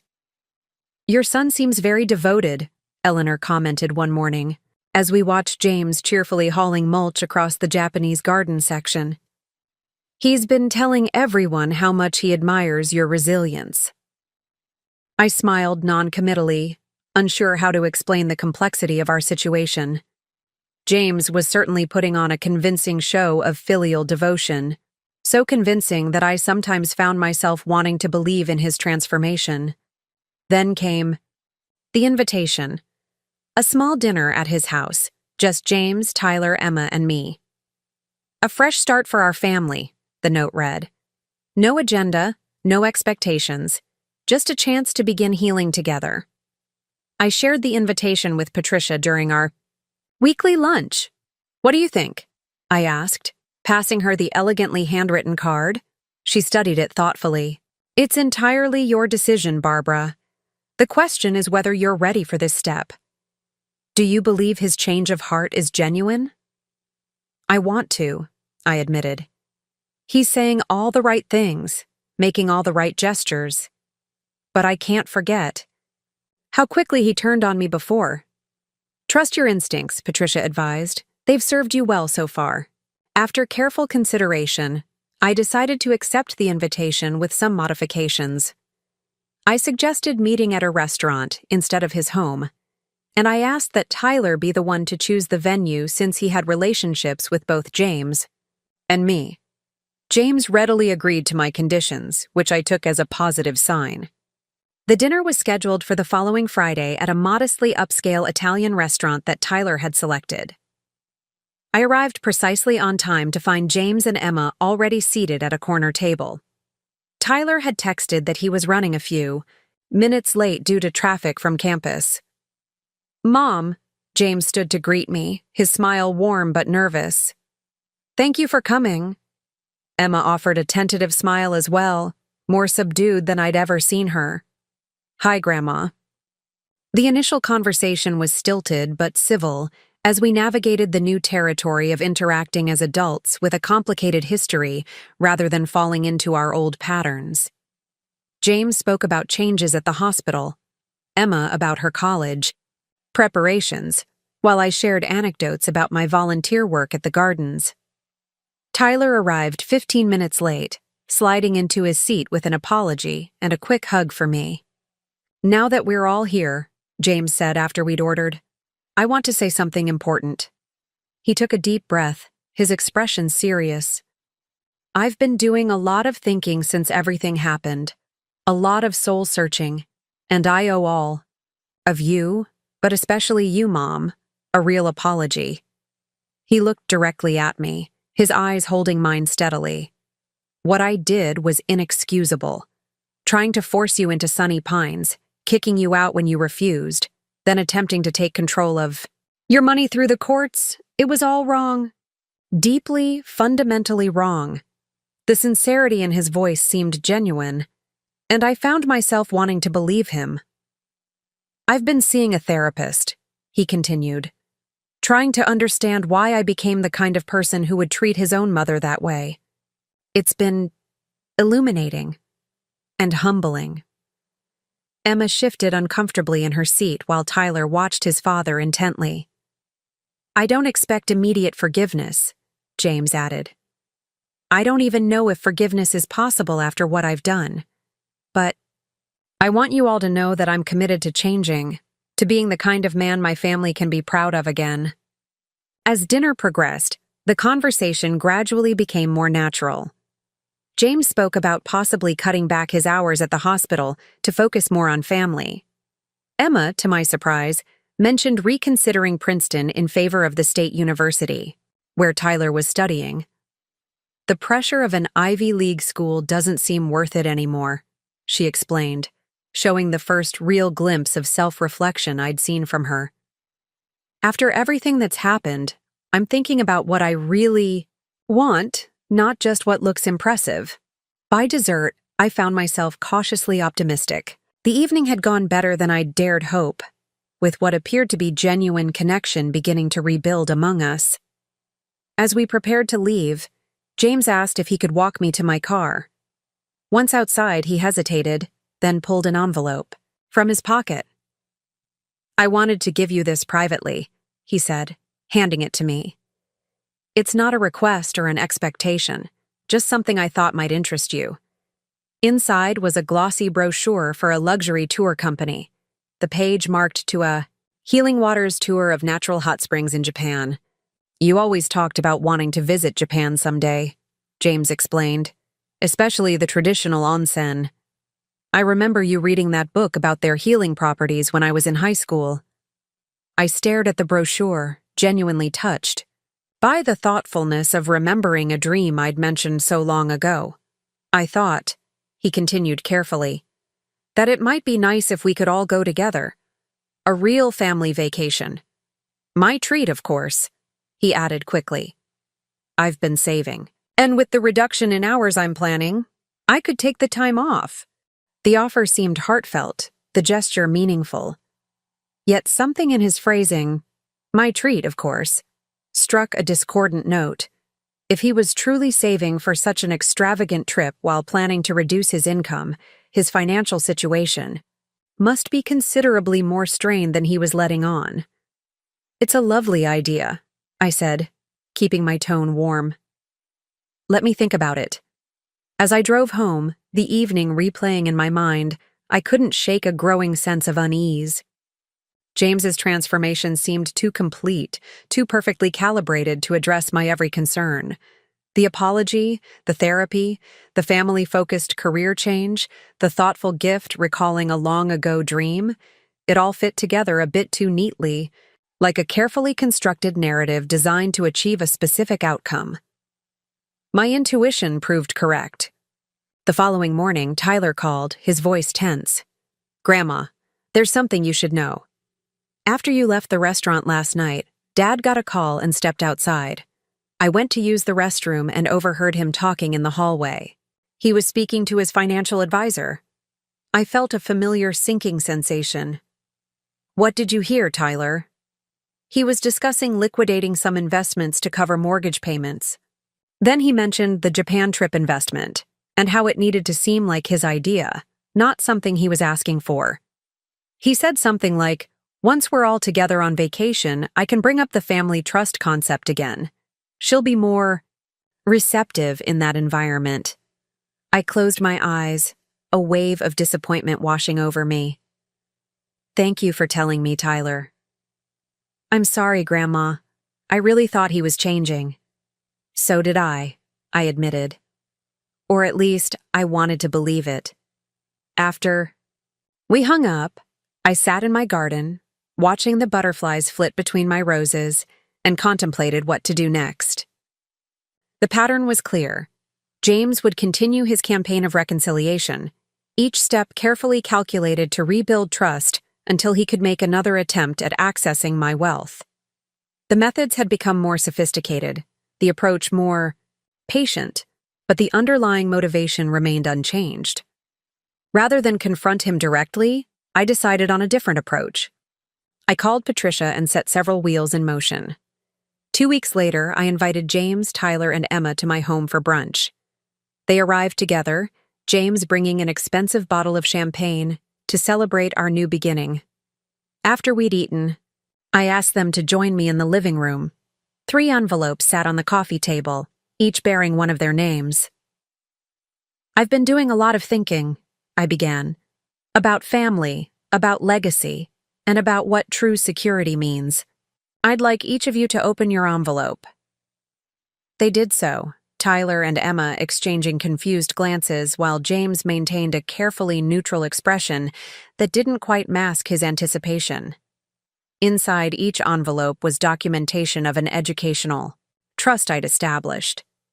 For Tyler and Emma, the trust would cover all higher education expenses, including graduate school if they chose that path.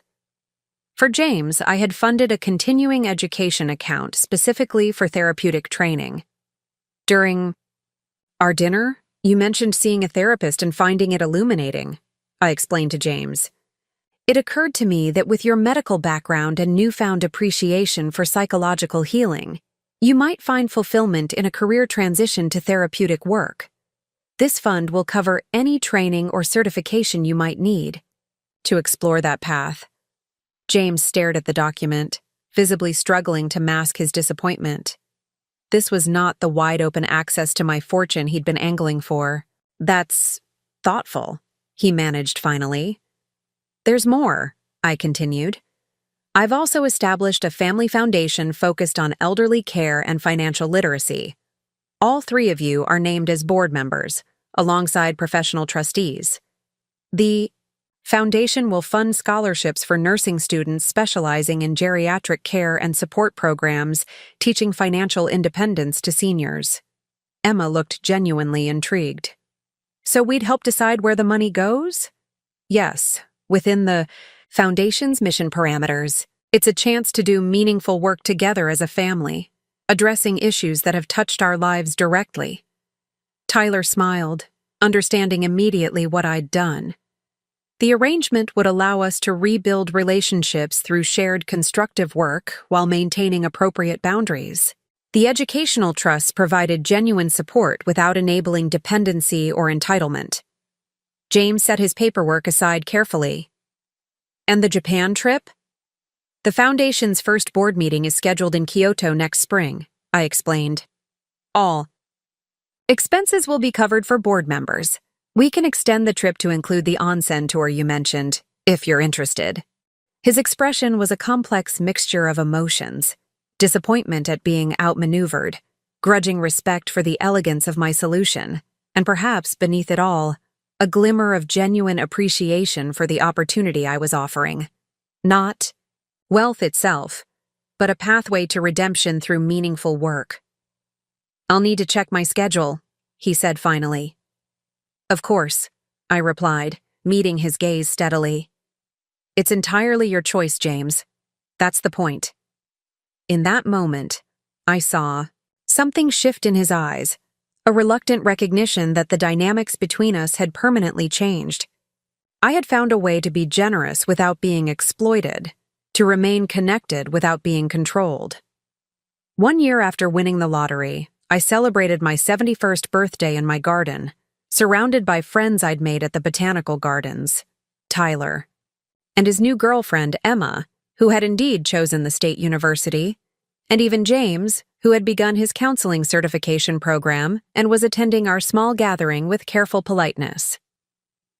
As the afternoon sun filtered through the rose arbor I'd designed, casting dappled shadows across the faces of people who had become my chosen family, I reflected on the extraordinary journey of the past year.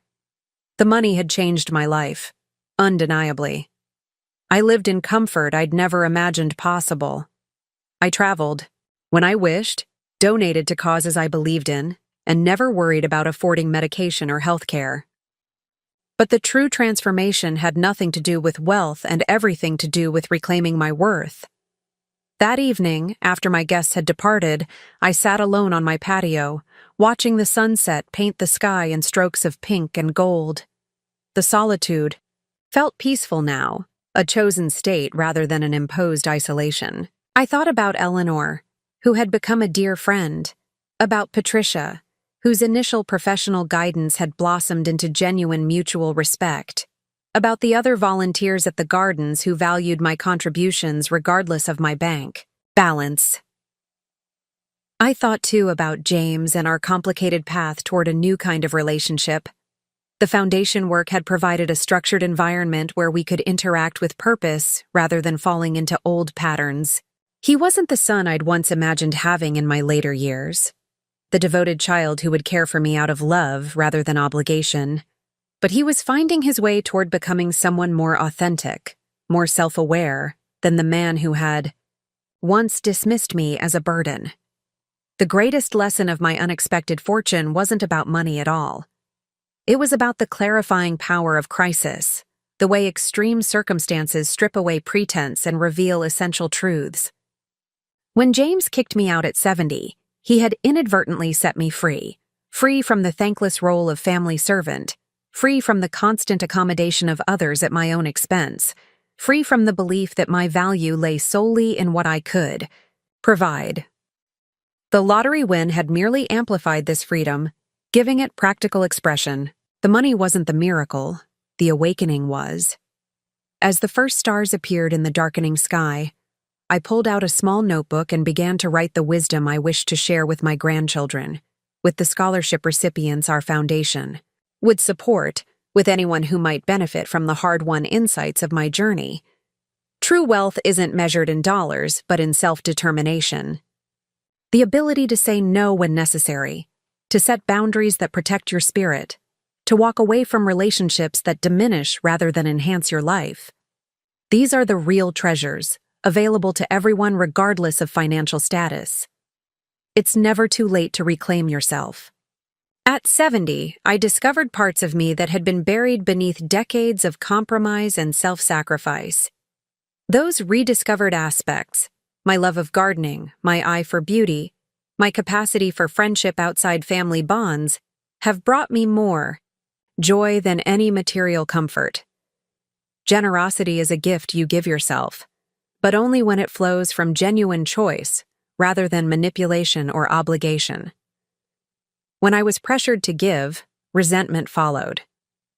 When I choose to give, through the foundation, through mentoring young volunteers at the gardens, through supporting Tyler's education, the satisfaction is profound. The most valuable inheritance you can leave is not money, but example. I hope my grandchildren remember not just that their grandmother won the lottery, but that she used it to construct a life of meaning and purpose after decades of putting herself last. I hope they learn that standing up for your own worth is not selfish, but essential. I closed the notebook as the night fully descended, wrapping the garden in gentle darkness punctuated by the solar lights that lined the paths. Tomorrow would bring its own activities, a foundation meeting to review scholarship applications, a lunch with Eleanor to plan the garden club's annual fundraiser, perhaps a call from Tyler about his summer internship plans. This was the life I had built, piece by deliberate piece from the ruins of rejection. Not perfect, not without lingering sadness over what might have been, but authentic and chosen rather than imposed or endured. The irony wasn't lost on me. By kicking me out when I was at my most vulnerable, James had unwittingly given me the opportunity to discover my greatest strength. By treating me as worthless at the very moment I'd secretly become wealthy, he had revealed truths about himself, our relationship, and the hollow values he'd embraced that no amount of pretense could have concealed. The $380 million had changed my material circumstances dramatically, but the truly valuable discovery had cost nothing. At 70 years old, I had finally learned that the only approval I truly needed was my own. Up next, you've got 2 more standout stories right on your screen. If this one hit the mark, you won't want to pass these up. Just click and check them out. And don't forget to subscribe and turn on the notification bell so you don't miss any upload from us.